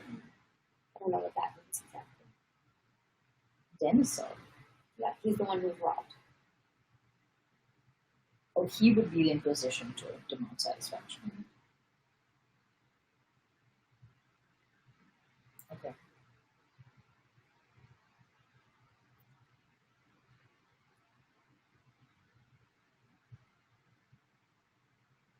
He did not shut me up, yeah? He said I was telling an untruth. Well, have it so, and you talked a lot of nonsense to him and must apologize. Not on any account, exclaimed Rostov. I did not expect this of you, said the staff captain seriously and severely. You don't wish to apologize, but man, it's not only to him, but to the whole regiment, all of us. You're to blame all round. The case is this. You ought to have thought the matter over and taken advice. But no, you go and blurt it all straight out before the officers. Now what was the colonel to do? Have the officer tried and disgraced the whole regiment? Disgraced the whole regiment because of one scoundrel? Is that how you look at it? You don't see it like that. And Bogdanich was a brick. He told you were saying what was not true. It's not pleasant, but what's to be done, my dear fellow? You landed yourself in it. And now, when one wants to smooth the thing over, some conceit prevents you apologizing, and you wish to make the whole affair public. You are offended at being put on duty a bit, but why not apologize to an old and honorable officer? Whatever Bogdanich may be, anyway, he is an honorable and brave old colonel. You're quick at taking offense, but you don't mind disgracing the whole regiment. The staff captain's voice began to tremble. You have been in the regiment next to no time, my lad. You're here today, and tomorrow you'll be appointed adjutant somewhere and can snap your fingers when it is said there are thieves among the Pavlograd's officers. But it's not all the same to us. Am I not right, Denisov? It's not the same. I don't know what we're all yelling about. Denisov remained silent and did not move, but occasionally looked with his glittering black eyes at Rostov. You value your own pride and don't wish to apologize, continued the staff captain. We old fellows, who have grown up in and, God willing, are going to die in the regiment, we prize the honor of the regiment, and Bogdanich knows. Oh, we do prize it, old fellow. And all this is not right. It's not right. You may take offense or not, but I always stick to mother truth. It's not right. And the staff captain rose and turned away from Rostov. That's true. Double take it, shouted Denisov, jumping up. Now then, Rostov. Now then. Rostov, growing pale and red and pale alternately, looked first at one officer and then at the other. No, gentlemen, no, you mustn't think. I quite understand. You're wrong to think that of me. For the honor of the regiment, I'll show that in action, and for me, the honor of the flag. Well, never mind, it's true. I'm to blame all round. Well, what else do you want? Come, that's right, Count, cried the staff captain, turning around and clapping Rostov on the shoulder with his big hand. I tell you, shouted Denisov, he's a fine fellow. That's better, Count, said the staff captain, beginning to address Rostov by his title. He's a count? Yes. I vaguely remember this. But he's in the army. So are princes. Yeah, but you don't call them prince if they're in the army. I can't with this, with these titles. Okay. That's better, Count, by his title, as if in recognition of his confession. Go and apologize, Your Excellency. Yes, go. Gentlemen, I'll do anything. No one shall hear a word from me, said Rostov in an imploring voice. But I can't apologize. By God, I can't. Do what you will. How can I go and apologize like a little boy asking forgiveness? Denisov began to laugh. It'll be worse for you. Bogdanich is vindictive, and you'll pay for your obstinacy, said Kirsten. No, on my word, it's not obstinacy. I can't describe the feeling. I can't. Well, it's as you like, said the staff captain. And what has become of that scoundrel? He asked Denisov. He has reported himself sick. He's to be struck off the list tomorrow, muttered Denisov. It is an illness. There's no other way of explaining it, said the staff captain. Illness or not, he'd better not cross my path. I'd kill him, shouted Denisov in a bloodthirsty tone. Just then Zherkov entered the room. What brings you here? Cried the officers, turning to the newcomer. We're to go into action, gentlemen. Mac has surrendered with his whole army. It's not true. I've seen him myself. What? So the real Mac, with hands and feet? Into action! Into action! Bring him a bottle for such news. But how did you come here? I've been sent back to the regiment all on account of that devil Mac. An Austrian general complained of me. I congratulated him on Mac's arrival. What's the matter, Rostov? You look as if you've just come out of a hot bath. Because he's red? Yes, and sweaty, maybe. Is he red and white? And red and white. And red and white. Red! Oh, my dear fellow, we're in such a stew here these last 2 days. The regimental... Oh. Uh-huh. How we have these like weird things it's like at the end of chapters too. Strange. Yeah. The regiment adjutant came in and confirmed the news brought by Zherkov. They were under orders to advance next day. We're going into action, gentlemen. Well, thank God we've been sitting here too long. I like mine. Okay. Cool. I mean, like, the war is... We're closer to it. I told you we like inched closer, but we're still having these like petty dramatic Yeah. experiences. Chapter 6. Kutuzov fell back toward Vienna, destroying behind him the bridges over the rivers Inn at Braunau and Tron near Linz. On October 23rd, the Russian troops were crossing the river Enns. At midday, the Russian baggage train, the artillery, and columns of troops were defiling through the towns of Enns on both sides of the bridge. It was a warm, rainy autumnal day. The wide expanse that opened out before the heights on which the Russian batteries stood guarding the bridge was at times veiled by a diaphanous curtain of slanting rain and then suddenly spread out. In the sunlight, far distant objects could be seen clearly, glittering as though freshly varnished. Down below, the little town could be seen with its white, red-roofed houses, its cathedral and its bridge, on both sides of which streamed jostling masses of Russian troops. At the bend of the Danube, vessels, an island, and a castle with a park surrounded by the waters of the confluence of the Enns and the Danube became visible, and the rocky left bank of the Danube covered with pine forests, with a mystic background of green treetops and bluish gorges. The turrets of a convent stood out beyond a wild virgin pine forest, and far away on the other side of Jens, the enemy's horse patrols could be discerned. Among the field guns on the brow of the hill, the general in command of the rear guard stood with a staff officer, scanning the country through his field glass. A little behind them, Nesvitsky, who had been sent to the rear guard by the commander-in-chief, was sitting on the trail. Commander-in-chief? Yes. On the trail of a gun carriage. A Cossack who accompanied him had handed him a knapsack and a flask, and Nesvitsky was treating some officers to pies and real doppelkummel. The officers gladly gathered round him, some on their knees, some squatting Turkish fashion on the wet grass.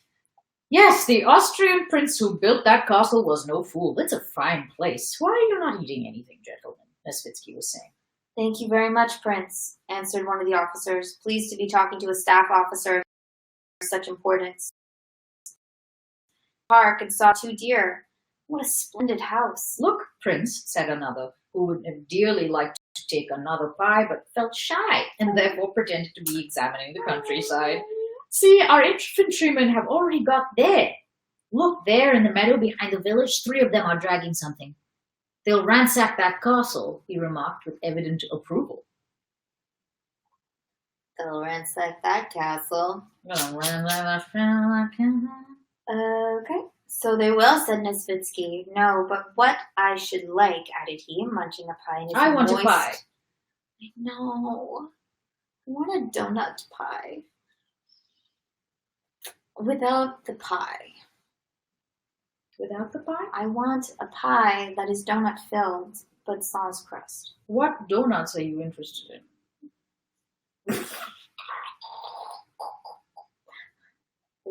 Stop looking at my lines.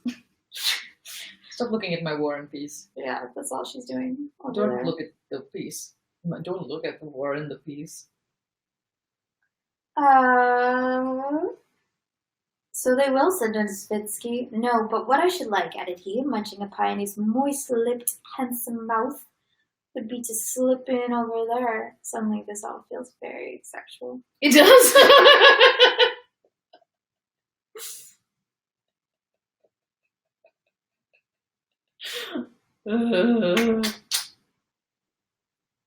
So I'll just continue reading while you While I do your important business. I've got some reading to be done. He pointed with a smile to a turreted nunnery, and his eyes narrowed and gleamed. That would be fine, gentlemen, the officers laughed. Just to flutter the nuns a bit. What is happening? They say there are Italian girls among them. On my word, I'd give 5 years of my life for it. They must be feeling dull too, said one of the bolder officers, laughing.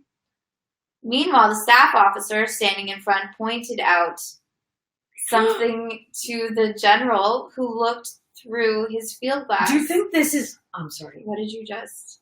Do you think this is fate, or is Aaron just watching? I don't know. Aaron, are you watching? Because if it's fate, then this is like fate. Is stars. Aaron, speak up. I think there's only one person. Oh, Aaron is watching. Oh, my dad's Me like, watching. the Archduke is part of the Austrian Empire. Oh, thank you. Dads, you're so smart. Has the war started yet? It's about to. No, for Like, some it people started, it is. For the Austrians, It's not for it is. Tolstoy. Just not for us. Mr. B knows everything. Of course he does. Isn't that crazy? Thank you. It's part of the Austrian Empire. That rings a bell. Archduke Ferdinand. For some reason I know that. And Isabella.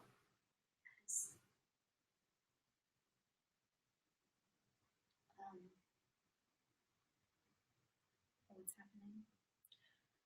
Oh, nothing. This is so weird, but I may or may not be ordering donuts on my phone. This is not weird.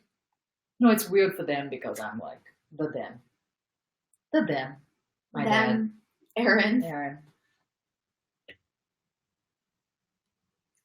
Do you want to read? Yeah, sure. I feel like getting an old-fashioned, I was going to ask you, I was going to hand this to you like later. Oh, okay. Is that what it is? And that's what you need, an old fashioned? It is. Mhm. Give up the toast. Never heard of this one. Let's give up the toast. Our take on classic French toast. A raised donut with maple glaze and our house-made cinnamon crumble. So smart. Why did I never think about French toast? This is these people's jobs. I want that job. I just want to think of weird things. Well, how good are you at And it I'd if be you like- didn't think of French toast? But maybe I'd be better at it if I did it more consistently. Where I woke up and the only thing I had to do today was think up a donut flavor. Let's have it. And like Why am I not seeing the... Okay. You don't want to read? model. Okay. Where was I? Why is it asking me glazed or chocolate? Glazed. It's like whether there's a chocolate dip. I see. So they're talking about nuns inappropriately and Italian girls. Meanwhile, the staff officer standing in front pointed out something to the general, who looked through his field glass. Yes, so it is, said the general angrily, lowering the field glass and shrugging his shoulders. So it is. They'll be fired on at that crossing. And why are they dawdling there? On the opposite side, the enemy could be seen by the naked eye, and from their battery a milk-white cloud arose. Then came the distant report of a shot, and our troops could be seen hurrying to the crossing. Nesvitsky rose, puffing, and went up to the general, smiling. Would not your excellency like a little refreshment, he said. It's a bad business, said the general without answering him. Our men have been wasting time. Hadn't I better ride over, your excellency? Asked Nesvitsky. Yes, please do, answered the general, and he repeated the order that had already been given in detail. And tell the hussars that they are to cross last, and to fire the bridge as I ordered, and the inflammable material on the bridge must be re-inspected. Very good, answered Nesvitsky. He called the Cossack with his horse, told him to put away the knapsack and flask, and swung his heavy person easily into the saddle. I'll really call in on the nuns, he said to the officers, who watched him smilingly, and he rode off by the winding path down the hill. Now then, let's see how far it will carry, Captain. Just try, said the general, turning to an artillery officer. Have a little fun to pass the time. I don't know what's happening. Are they just going to go pillage that castle and those nuns? Kind of sounds like it. Crew to your guns, commanded the officer. In a moment, the men came running gaily from their campfires and began loading. One, came the command. Number one jumped briskly aside. The gun rang out with a deafening metallic roar, and the whistling grenade flew above the heads of our troops below the hill and fell far short of the enemy, a little smoke showing the spot where it burst. The faces of officers and men brightened up at the sound. Everyone got up and began watching the movements of our troops below, as plainly visible as if but a stone's throw away, and the movements of the approaching enemy further off. At the same instant, the sun came fully out from behind the clouds, and the clear sound of the solitary shot and the brilliance of the bright sunshine merged in a single joyous and spirited impression. Do not know. They're on a hill, joking. It was just that they're excited about the war. About getting I think so. involved. I think it's that classic thing of the men being like, for battle. Yeah, agreed. Yay! And then isn't it always like men are like, oh, to go to war, and they romanticize it, and then they get there and they're like, this is too good, Probably. and then they want their mothers, Probably. and their wives, probably. Well, that's They see. not if your name is Prince Andrew. Wait, isn't Prince Andrew's name Prince Andrew? I just realized that. What? There's a royal, Prince Andrew, who was married to Sarah Ferguson and has gotten all tinged up in the Jeffrey. He's like a shit guy, apparently. He's gotten all tinged in the Jeffrey Epstein case. Anyway. Chapter 7. Chapter 7! Two of the enemy's shots had already flown across the bridge where there was a crush.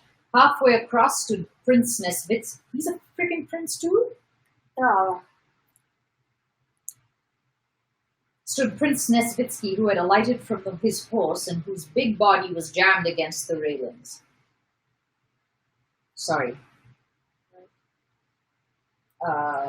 He looked back laughing to the Cossack, who stood a few steps behind him holding two horses by their bridles. Each time Prince Nesvitsky tried to move on, soldiers and Cossacks railings, and all he did was to smile. what a fine fellow you are, friend, said the Cossack to a convoy soldier with a wagon who was pressing onto the infantrymen who were crowded together close to his wheels and his horses. What a fellow! You can't wait a moment? Don't you see the general wants to pass? But the convoyman took no notice of the word general and shouted at the soldiers who were blocking his way. "Hi there, boys. Keep to the left. Wait a bit." But the soldiers crowded together, shoulder to shoulder, their bayonets interlocking, moved over the bridge in a dense mass.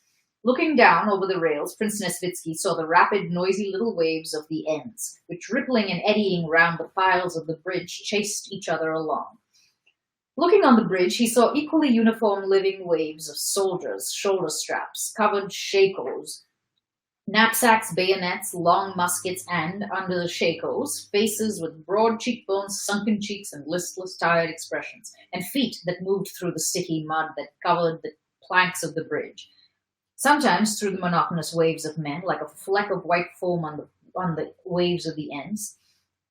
An officer in a cloak with a type of face different from that of the men squeezed his way along, sometimes like a chip of wood whirling on the river. An hussar on foot, an orderly, or a townsman was carried through the waves of infantry, and sometimes, like a log floating down the river, an officer's or company's baggage wagon, piled high, leather-covered and hemmed in on all sides, moved across the bridge. It's as if a dam had burst, said the Cossack hopelessly. Are there many more of you to come? 1,000,000 all but one, replied a waggish soldier in a torn coat with a wink, and passed on, followed by another old man. If he meant the enemy, begins popping at the bridge now, said the old soldier dismally to a comrade, you'll forget to scratch yourself. Okay. Interesting sentence. Yeah. That soldier passed on, thankfully, and after him came another sitting on a cart. Where the devil have the leg bands been shoved to? Said an orderly, running behind the cart and fumbling in the back of it. And he also passed on with the wagon. Then came some merry soldiers who had evidently been drinking. And then, old fellow, he gives him one in the teeth with the butt end of his gun. A soldier whose greatcoat was well tucked up said gaily with a wide swing of his arm. Yes, the ham was just delicious, answered another with a loud laugh. And they too passed on, so that Nesvitsky did not learn who had been struck on the teeth or what the ham had to do with it. Bah, how they scurry. He just sends a ball and they think they'll all be killed, the sergeant was saying angrily and reproachfully. As it flies past me, Daddy, the ball, I mean, said a young soldier with an enormous mouth, hardly refraining from laughter. I felt like dying of fright. I did, upon my word, I got that frightened, said he, as if bragging of having been frightened. To think. That one also passed. Then followed a cart unlike any that had gone before. It was a German cart, with a pair of horses led by a German, and seemed loaded with a whole houseful of effects. A fine brindled cow with a large udder was attached to the cart behind. A woman with an unweaned baby, an old woman, and a healthy German girl with bright red cheeks were sitting on some feather beds. Evidently, these fugitives were allowed to pass by special permission. The eyes of all the soldiers turned toward the women, and while the vehicle was passing at foot pace, all the soldiers' remarks related to the two young ones. Every face bore almost the same smile, expressing unseemly thoughts about the women. Gross. Just see, the German sausage is making tracks too. Sell me the missus, said another soldier, addressing the German, who, angry and frightened, strode energetically along with downcast eyes. See how smart she's made herself? Oh, the devils. There, Fedotov, you should be quartered on them. I have seen as much before now, mate. Where are you going? Asked an infantry officer who was eating an apple, also half smiling as he looked at the handsome girl. The German closed his eyes, signifying that he did not understand. Take it if you like, said the officer, giving the girl an apple.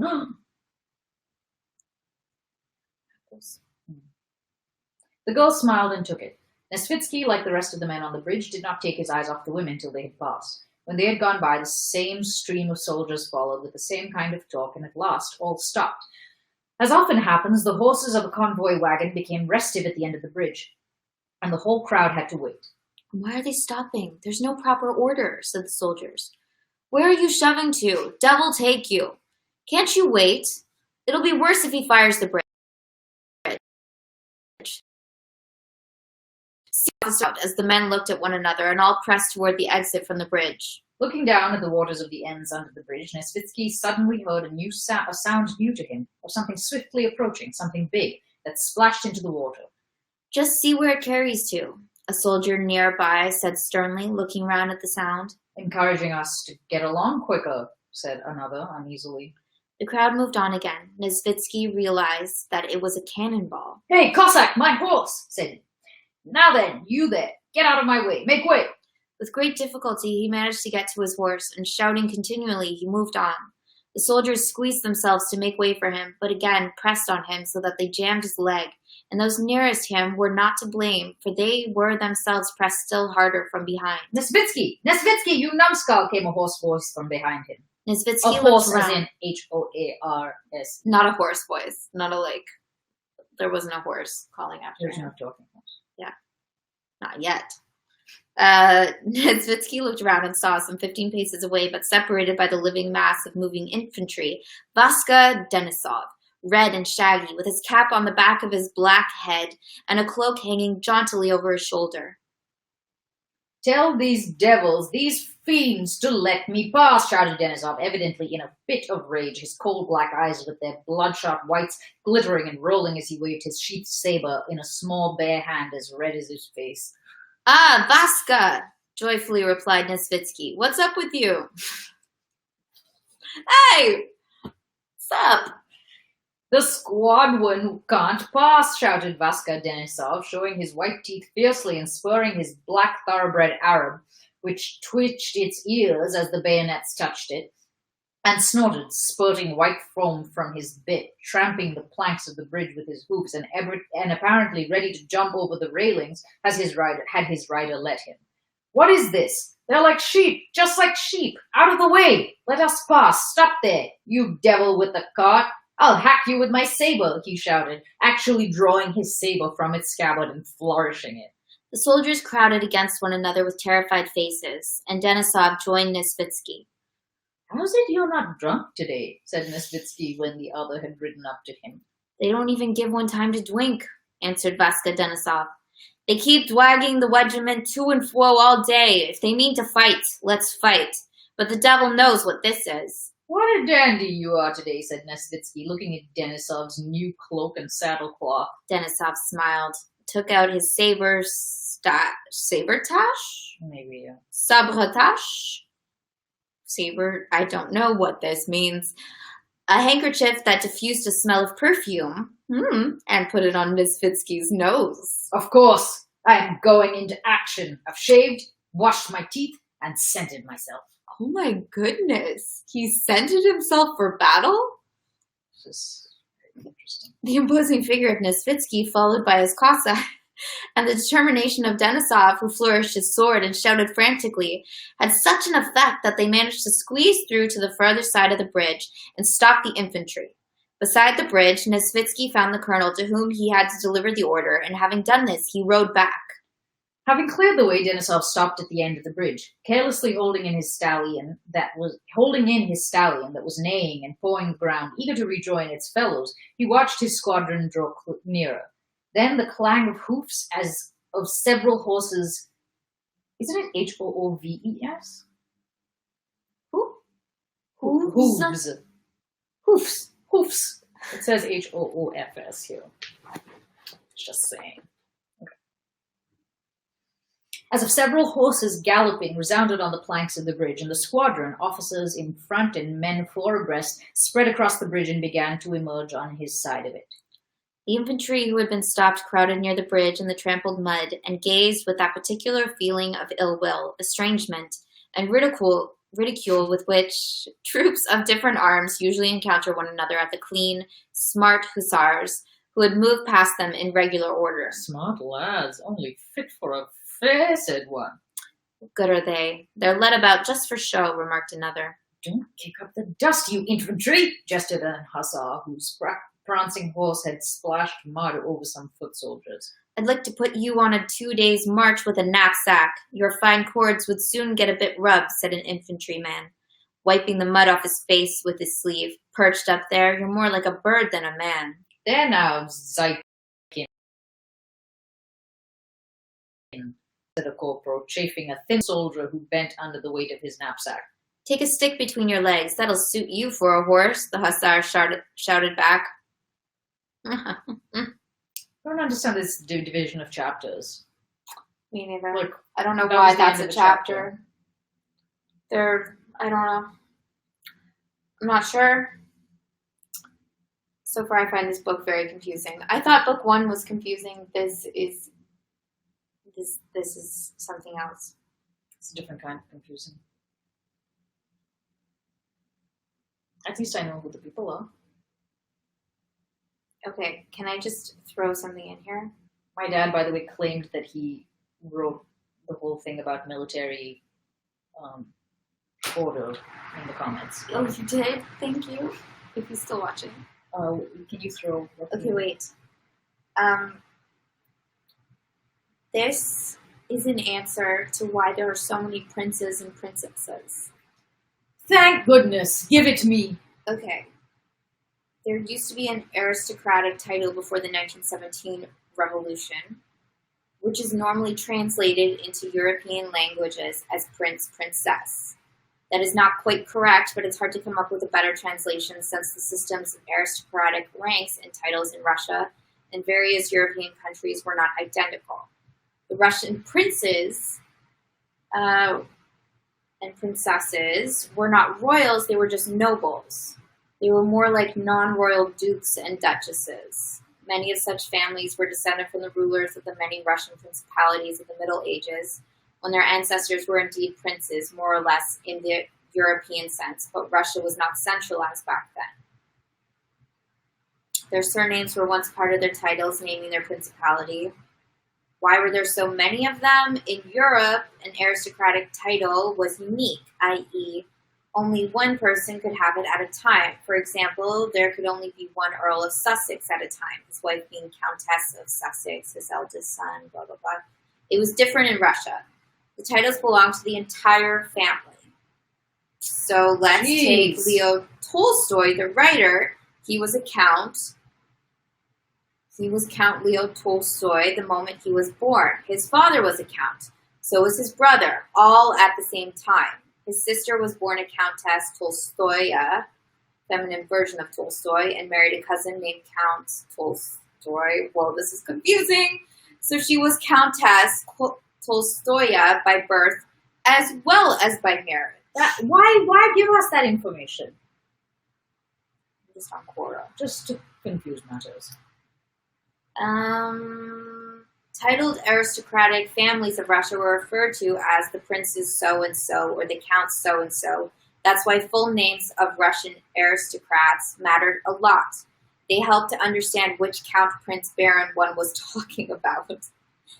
A man could not inherit a title from a relative who died. One could only be born a prince, count, baron, or be created a prince, count, baron, i.e. awarded a title by the Tsar, with women getting husbands' titles. Okay. Does that help at all? I mean, sure. I mean, that clarifies things a bit for me. I kind of guessed that, like, if it seemed like if there was, like, a prince in the family, everyone in that family was prince and princess. And that if you kind of it's just a title. Yeah, I mean, that means they're noble. Deduced that from there being so many of them, but right. It doesn't help much with the how to separate people. Yeah, I don't know how they did it. Yeah. Yeah. You think they don't have slave people? A lot. Were they ever gossiping about certain people? Do you think they was oh, I thought Bonaparte. I didn't know which. Oh, I thought you were talking about Napoleon. No, I didn't realize.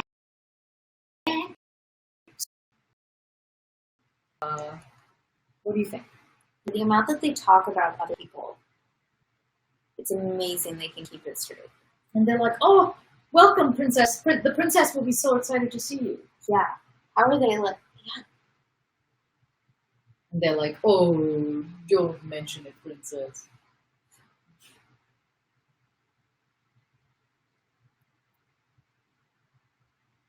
Yeah. What family is Lisa from? Vasily. I didn't know. Maybe I should stop admitting what I don't know. But I didn't know that Tolstoy was a count. Who would know that? I don't know if people would. But your dad would. That's not a good measure. That's why I'm so like horrified when I don't know stuff. Because in comparison. Because he knows it. Does your sister know everything? It's just my dad. How? I don't know. Like, does he just have an extraordinary memory? He must. That must be a component of it because he does retain it. Mm-hmm. He's not like just refreshed himself on the hierarchy of people in the military. That's something that he just like knows. Yeah. So yeah, memory has to be a part of it. I don't know. He reads a lot. But you can read. It's different to like read and to retain. Yeah, that's and what then I mean it's by what memory. do you retain?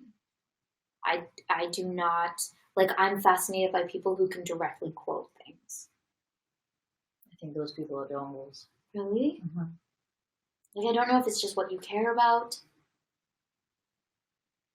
I take thematically like the gestalt of a book,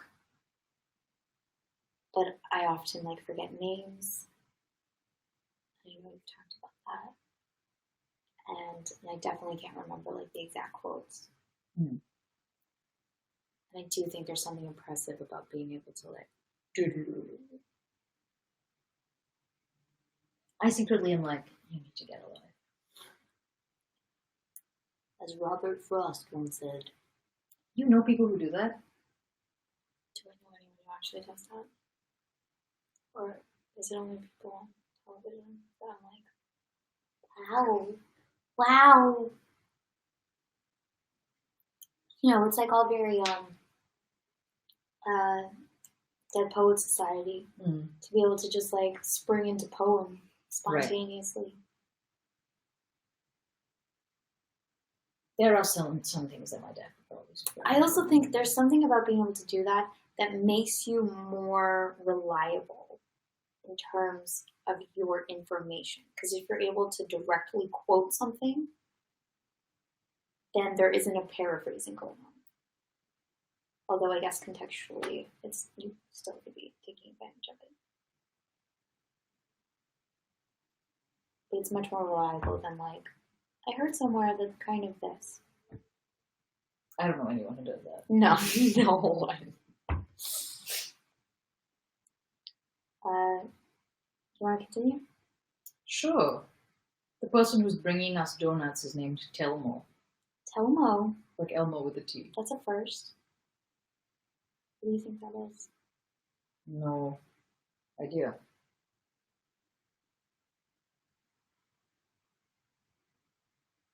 Six minutes. Okay.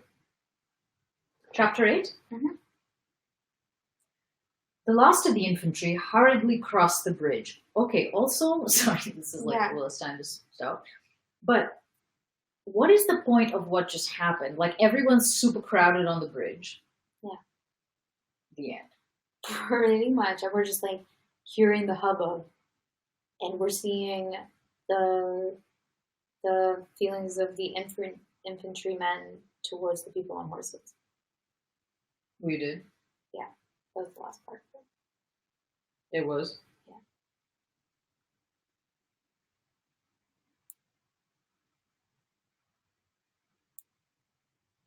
I thought it was the other way around. That the horsemen were like talking shit about the infantry. Maybe that too. Ooh, cool. I think he's very long-winded. I mean, this probably goes without saying because it's a really long book. Mm-hmm. But he takes a very long time to do stuff. But I think some people really like this. Like, they really like the whole picture. They're like, tell me what's going on in that corner of the scene. You know? Oh, it's so rich.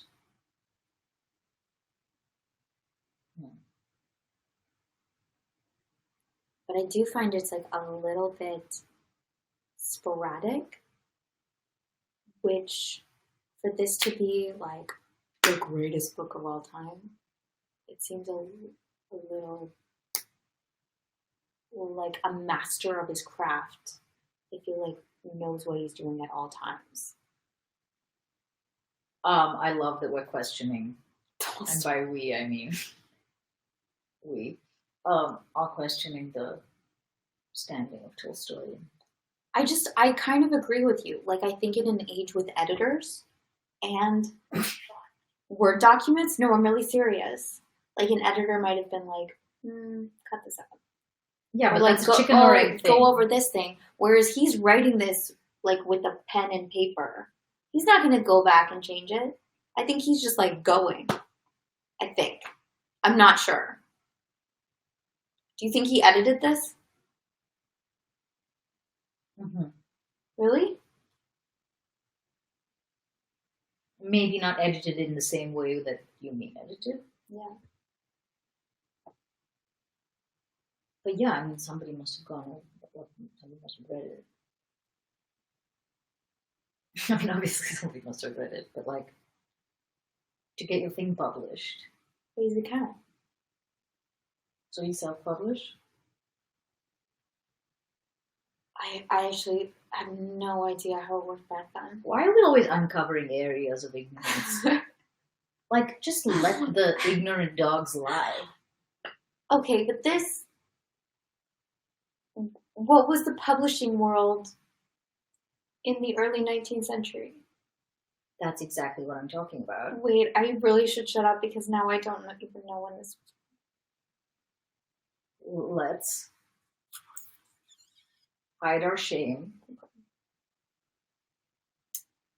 Because that's where shame goes. Right. In a deep, dark recess. I think there's some space in my spleen. And you cover over it with some donut.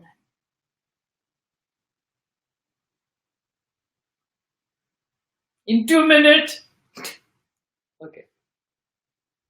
The last of the infantry hurriedly crossed the bridge, squeezing together as they approached it as if passing through a funnel. At last the baggage wagons had all crossed. The crush was less, and the last battalion came onto the bridge.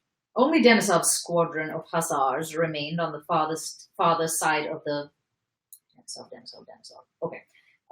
Farther side of the bridge facing the enemy. Oh, there's the enemy is also there? I guess so.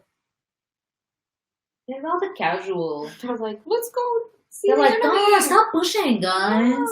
It's like going to a Dodgers game. Come on. Kind of. Yeah. I say as if I've ever been to a Dodgers game. Only Denisov's squadron of hussars remained on the farther side of the bridge facing the enemy, who could be seen from the hill on the opposite bank, but was not yet visible from the bridge. For the horizon as seen from the valley through which the river flowed and formed by the rising ground only a half a mile away. I just malfunctioned. I don't know what that sentence was. At the foot of the hill lay wasteland over which a few groups of our Cossack scouts were moving. Suddenly, who's our? Who's we? Suddenly, on the road at the top of the high ground, artillery and troops in blue uniform were seen. These were the French. Okay. A group of Cossack scouts retired down the hill at a trot. All the officers and men of Denisov's squadron, though they tried to talk of other things and to look in other directions, thought only of what was there on the hilltop. Why would they look in other directions?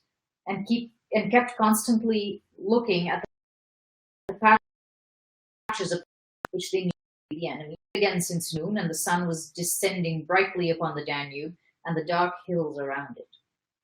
It was calm, and at intervals the bugle calls and the shouts of the enemy could be heard from the hill. There was no one now between the squadron and the enemy except a few scattered skirmishers. An empty space of some 700 yards was all that separated them. The enemy ceased firing, and that stern, threatening, inaccessible, and intangible line which separates two hostile armies was all the more clearly felt. One step beyond that boundary line, which resembles the line dividing the living from the dead, lies uncertainty, suffering, and death. And what is there? Who is there? There beyond that field, that tree, that roof lit up by the sun. No one knows, but one wants to know. You fear, and yet long to cross that line, and know that sooner or later it must be crossed, and you will have to find out what is there, just as you will inevitably have to learn what lies on the other side of death. But you are strong, healthy, cheerful, and excited, and are surrounded by other such excitedly animated and healthy men. So thinks, or at any rate feels, anyone who comes in sight of the enemy. And that feeling gives a particular glamour and glad keenness of impression to everything that takes place in such moments. Is he suggesting that literally every soldier feels like this? Everyone's like, look out yonder. Yeah. Look at those men. What It's the lies new out me. there? Out My there, future. I will go and I will slaughter.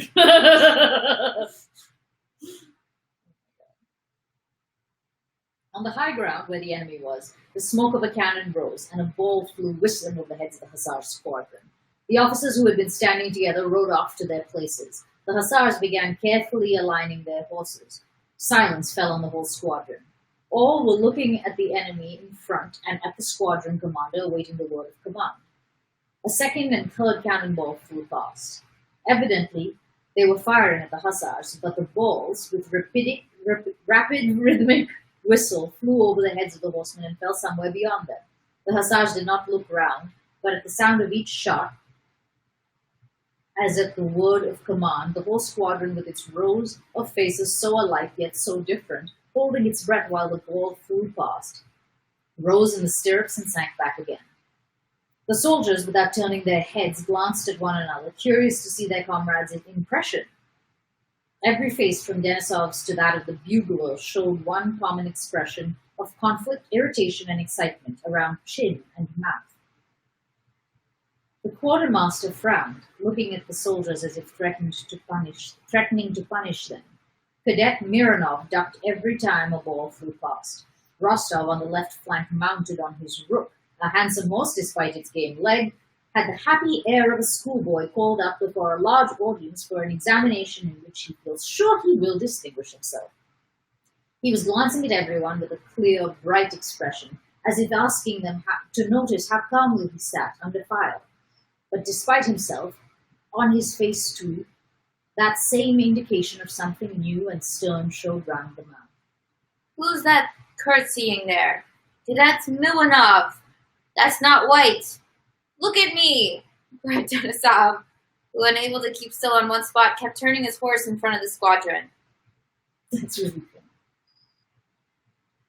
The black, hairy, snub-nosed face of Vaska Denisov and his whole short, sturdy figure with the sinewy, hairy hand and stumpy fingers in which he held the hilt of his naked saber looked just as it usually did, especially toward evening when he had emptied his second bottle. He was only redder than usual. With his shaggy head thrown back like birds when they drink, pressing his spurs mercilessly into the sides of his good horse, Bedouin, and sitting as though falling backwards in the saddle, he galloped to the other flank of the squadron and shouted in a hoarse voice to the men to look to their pistols. He rode up to Kirsten.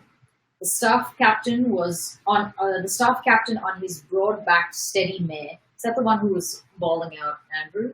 Sure.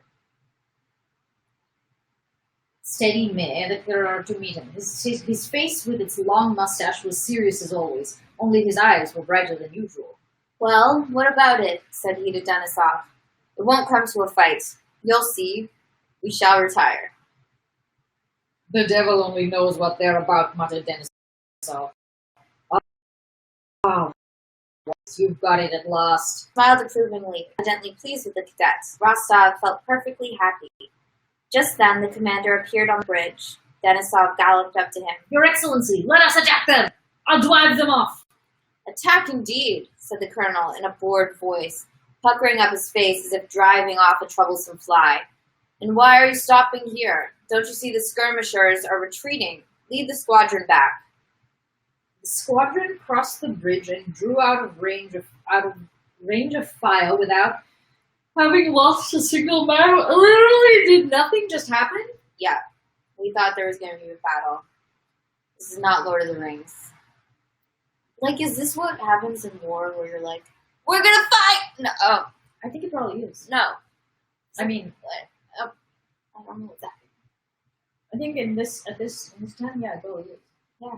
There's like sort of confusion about what's going on because that's another thing is that like there's some people doing orders, but everything has to get shouted down because otherwise there's so many people like you can't actually.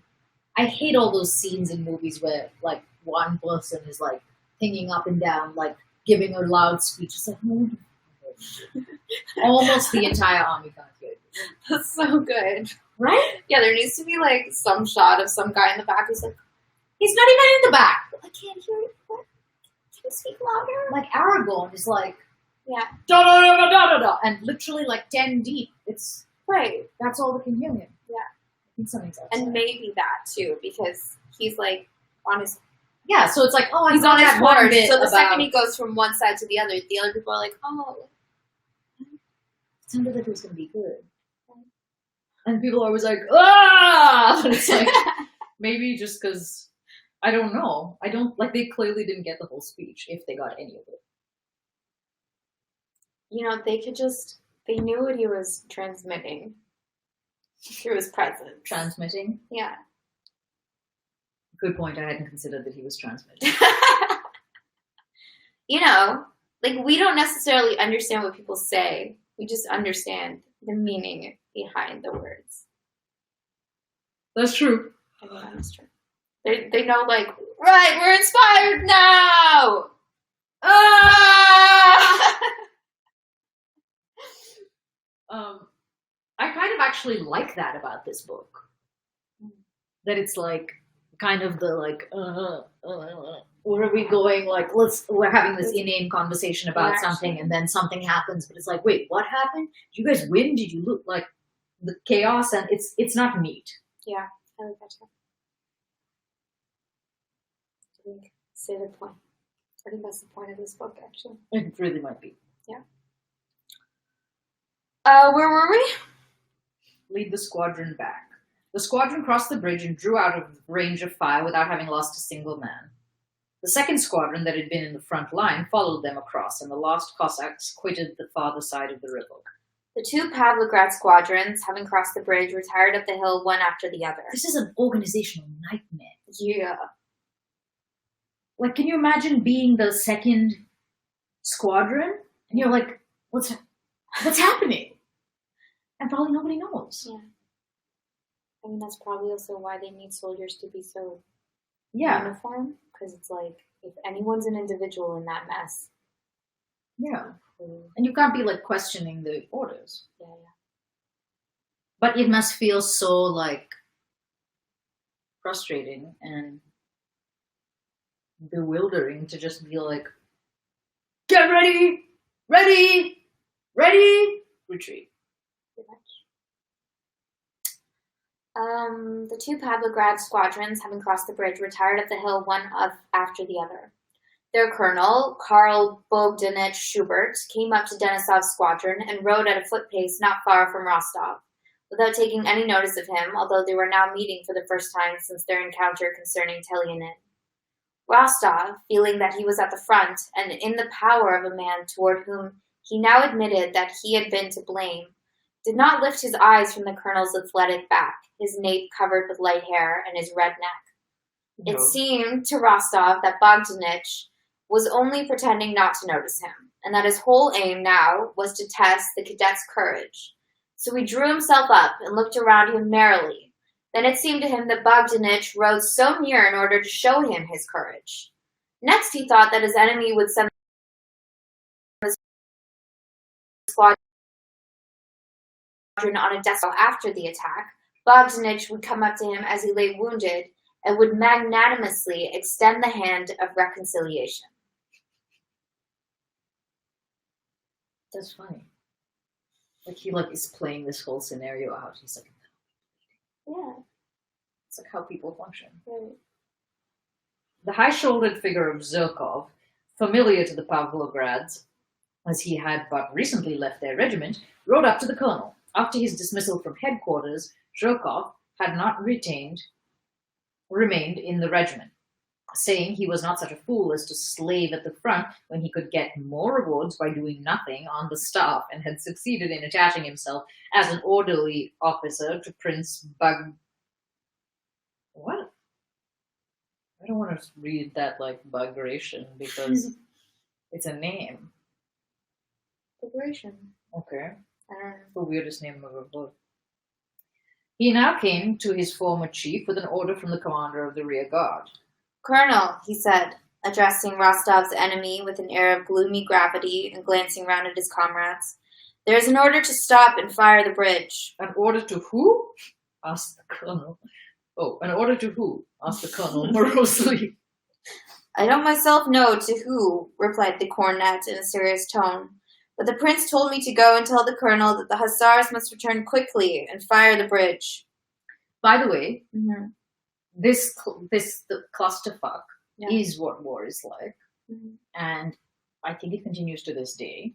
Mhm. And there's an article that you should read in one of these Atlantics in this file that's about how much money we have spent, the United States has spent on counter-terrorism, on the like military response to like the aftermath of September 11th, leading up to today, and how we like everything that's happened.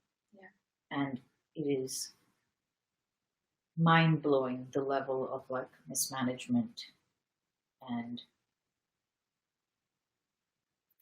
I had an ex who was in the military as well, Mhm.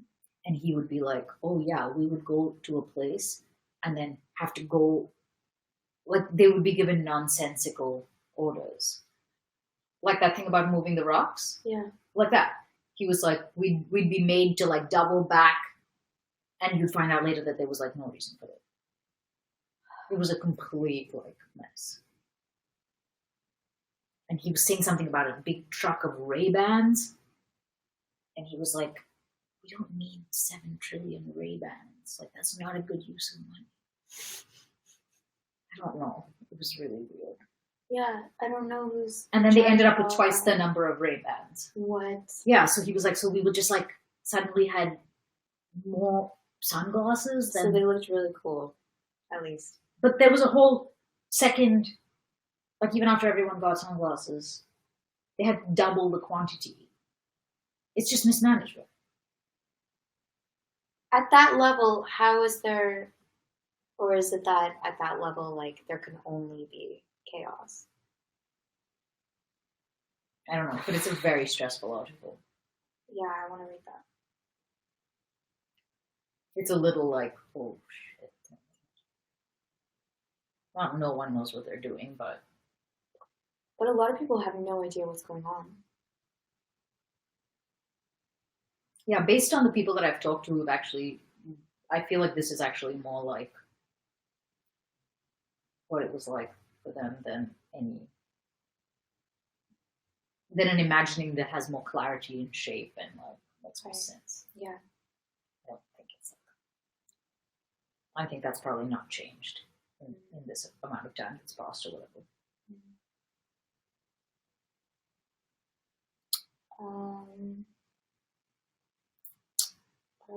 I don't myself know to who, replied the cornet in a serious tone, but the prince told me to go and tell the colonel that the hussars must return quickly and fire the bridge. Zhirkov was followed by an officer of the suite who rode up to the colonel of hussars with the same order. Exactly. Yeah. After him, the stout Nesvitsky came galloping up on a Cossack horse that could scarcely carry his weight. How's this, Colonel? He shouted as he approached. I told you to fire the bridge, and now someone has gone and blundered. They're all beside themselves over there, and one can't make anything out. Orders California statewide. That just happened.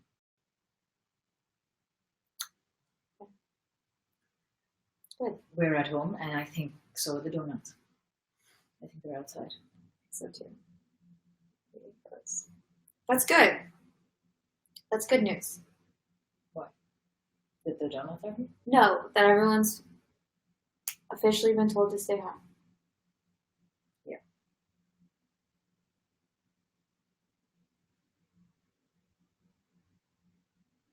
Can we finish this chapter? Yeah. And then eat a goddamn donut? Yeah. It's a long chapter. Oh, We have it to is? finish. Yeah. We can't stop here. So that's donuts for a while. Wait, does that mean that donut friends have to stay home? I don't know. What does that mean? Like, if everyone has to stay home, businesses will stay open, right? Donuts are not considered essential. Seriously, like, Lockdown, donut friend is not essential. That's what I just said, Arrow. That's what I Wow. just said, Aerodrome. How have I not called you Arrow this, Arrow that before? Aeroplane. Okay, we're gonna get through this Are really quickly. Yeah, we are. We're gonna Okay. finish this chapter. Okay? Expediently. That means no comment. How's this, Colonel? He shouted as he approached. I told you to fire the bridge, and now someone has gone and blundered. They're all beside themselves over there, and one can't make anything out. The colonel deliberately stopped the regiment and turned to Nesvitsky. You spoke to me of inflammable material, said he, but you said nothing about firing it. But, my dear sir, said Nesvitsky as he drew up, taking off his cap and smoothing his hair wet with perspiration with his plump hand. Wasn't I telling you to fire the bridge when inflammable material had been put in position? I'm not your dear sir, Mr. Staff Officer. And you did not tell me to burn the bridge. I know the service, and it is my habit orders strictly to obey. You said the bridge would be burnt, but who would it burn? I could not know by the Holy Spirit. Ah, that's always the way, said Nesvitsky with a wave of the hand. How did you get here? Said he, turning to Zhirkov. On the same business. But you are damp. Let me wring you out. You were saying, Mr. Staff Officer, continued the colonel in an offended tone. Colonel, interrupted the officer of the suite. You must be quick, or the enemy will bring up his guns to use grape shot. Don't know what that is. The colonel looked silently at the officer of the suite, at the stout staff officer, and at Zhirkov, and he frowned. I will the bridge fire, he said in a solemn tone, as if to announce that in spite of all the unpleasantness he was to endure, he would still do the right thing. Striking his horse with his long, muscular legs as if it were to blame for everything. Ouchoo! The colonel moved forward and ordered the second squadron, that in which Rostov was serving under Denisov, to return to the bridge. There, it's just as I thought, said Rostov to himself. He wishes to test me. Rostov still is on about Rostov like... is in his own narrative. His heart contracted and the blood rushed to his face. Let him see whether I am a coward, he thought. No one cares, Rostov. Again, on all the bright faces of the squadron, the serious expression appeared that they had worn when under fire. Rostov watched his enemy, the colonel, closely, to find in his face kind of his own conjecture, but the colonel did not once glance at Rostov, obviously, and looked as he always did when at the front, solemn and stern. Then came the word of command. Look sharp! Look sharp! Several voices repeated around him. Their sabers catching in the bridles and their spurs jingling, the hussars hastily dismounted, not knowing what they were to do. The men were crossing themselves. Rostov no longer looked at the colonel. He had no time. He was afraid of falling behind the hussars, so much afraid that his heart stood still. His hand trembled as he gave his horse into an orderly's charge, and he felt the blood rush to his heart with a thud. Blood thuds? That's weird. Denisov rode past him, leaning back and shouting something. Rostov saw nothing but the hussars running all around him, with their spurs catching and their sabers clattering. Stretchers! Shouted someone behind him. Rostov did not think what this call for stretchers meant. He ran on, trying only to be ahead of the others, but just at the bridge, not looking at the ground, he came on some sticky and others outstripped him. Besides, Captain! He heard the voice of the colonel, who, having ridden ahead, had pulled up his horse near the bridge with a triumphant, cheerful face. Rostov, wiping his muddy hands on his breeches, looked at his enemy and was about to run on, thinking that the farther he went, It's really confusing that he's calling him his enemy. Okay. Was about to run on, thinking that the farther he went to the front, the better. But Bogdanich, without looking at or recognizing Rostov, shouted to him. Who's that running on the middle of the bridge? To the right. Come back, cadets! He cried angrily. And turning to Denisov, who, showing off his courage, had ridden on to the planks of the bridge. Why run risks, Captain? You should dismount, he said. Oh, every bullet has its billet, answered Vaska Denisov, turning in his saddle. Meanwhile, Nesvitsky, Zhukov, and the officer of the suite were standing together out of the range of the shots, watching. Now the small group of men with yellow shakos, dark green jackets braided with cord, and blue riding breeches, who were swarming near the bridge. And then, at what was approaching in the distance from the opposite side, the blue uniforms and groups with horses easily recognizable as artillery. Will they burn the bridge or not? Who will get there first? Will they get there and fire the bridge, or will the French get within grape shot range and wipe them out? These were the questions each man of the troops on the high ground above the bridge involuntarily asked himself with a sinking heart. Watching the bridge and the hussars in the bright evening light and the blue tunics advancing from the other side with their bayonets and guns. Ugh, the hussars will get it hot, said Nesvitsky. They are within grape shot range now. He shouldn't have taken so many men, said the officer of the suite. True enough, answered Nesvitsky. Sorry, who's Nesvitsky again? I know he's with Kutuzov. Kutuzov. The general, the main guy who came at the inspection. Yeah. Is that his name? I think my blood sugar is dropping. He's with him? Like part of his, what would you call it? He's like one of his guys. You know? Okay. What's the right word for that? Okay. True enough, answered Nesvitsky. 2 smart fellows could have done the job just as well. Ah, Your Excellency, put in Zherkov, his eyes fixed on the hussars, but still with that naive air that made it impossible to know whether he was speaking in jest or in earnest. Ah, Your Excellency, how you look at things. Send 2 men, and who then would give us the Vladimir medal and ribbon? But now, even if they do get peppered, the squadron may be recommended for honors, and he may get a ribbon. Our Bogdanich knows how things are done. There now, said the officer of the suite. That's grape shot. He pointed to the French guns, the limbers of which were being detached and hurriedly removed. On the French side, amid the groups with cannon, a cloud of smoke appeared, then a second and a third almost simultaneously, and at the moment when the first report was heard, a fourth was seen. Then 2 reports, one after the other, and a third. Oh, groaned Nesvitsky, as if in fierce pain, seizing the officer of the suite by the arm. Look, a man is fallen! 2, I think. If I were Tsar, I would never go to war, said Nesvitsky, turning away. Now's not a good moment for that, Nesvitsky. The French guns were hastily reloaded. The infantry in their blue uniforms advanced towards the bridge at a run.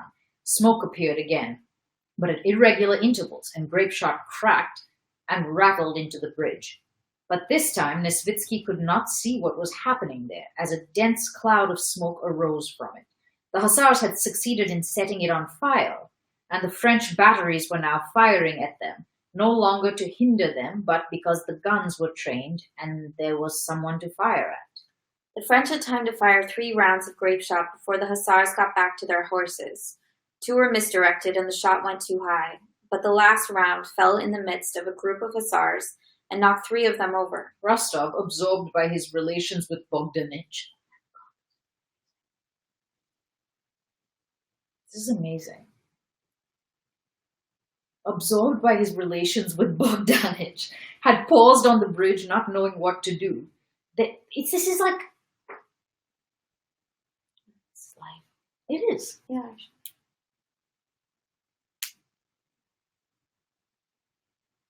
There's like this stuff going on. He's like... Oh, that guy's still angry. He's like a crap sucked him. It's so interesting. Had paused on the bridge, not knowing what to do. There was no one to hew down, as he had always imagined battles to himself. Nor could he help to fire the bridge, because he had not brought any burning straw with him like the other soldiers. He stood looking about him, when suddenly he heard a rattle on the bridge as if nuts were being spilt, and the hussar nearest to him fell against the rails with a groan. Rostov ran up to him with the others. Again someone shouted, "Stretchers!" 4 men seized the hussar and began lifting him.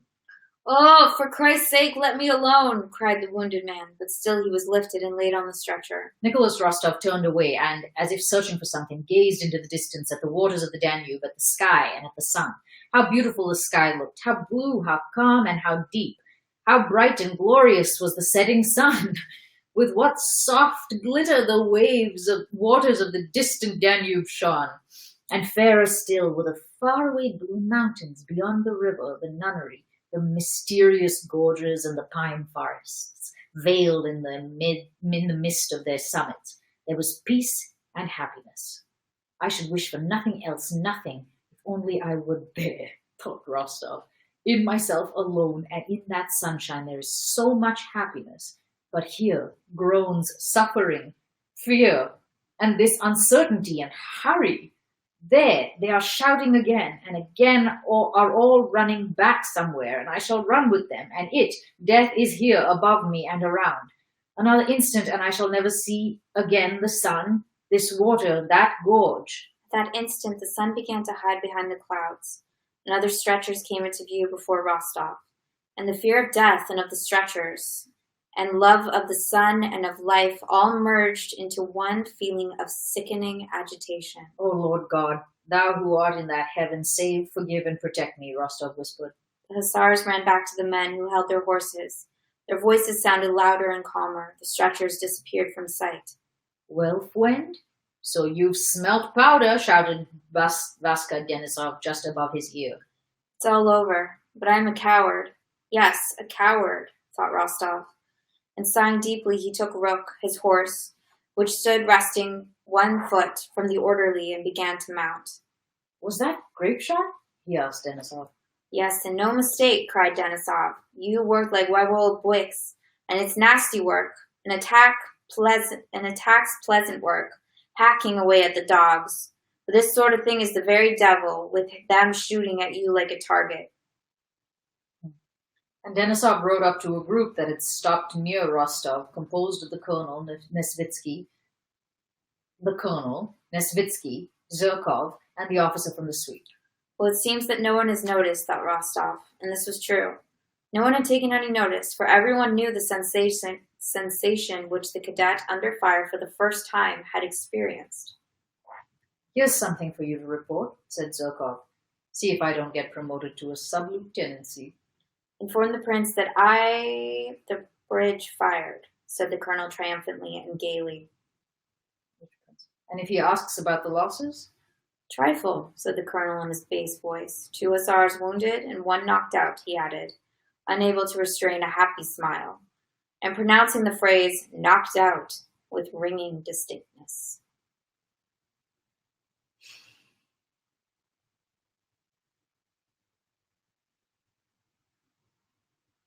So what was accomplished?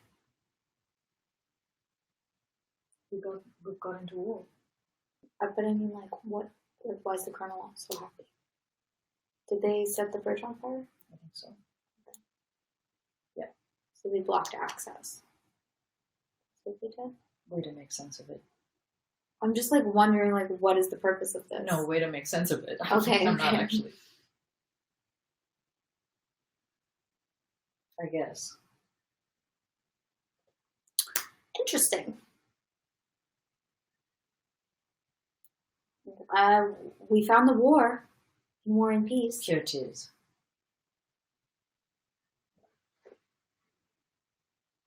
Yes, the war has started. Oh, shoot, the horse, sir. Yeah, I missed it. It has begun. I actually found that really interesting. Yeah, I'm glad. I think you finally liked something in this book. Something. What do you mean? Have I noticeably not liked it? I don't know. It hasn't been clear. Do you like it? Sometimes I'm like, what is this? Why are we doing this? And then I walk away and I find myself thinking about it. Yeah. She's thinking about it. And It's on her mind. I'm like, when do we get to read again? No, you aren't. What's gonna happen? What's gonna happen? We'll have to wait weeks to find out. I need to listen to the news. Okay. Of what's happening. We're gonna go. I need donuts and listen to the news. To make the news more palatable. Yeah. News plus donuts. Wherever y'all are, hope you're safe.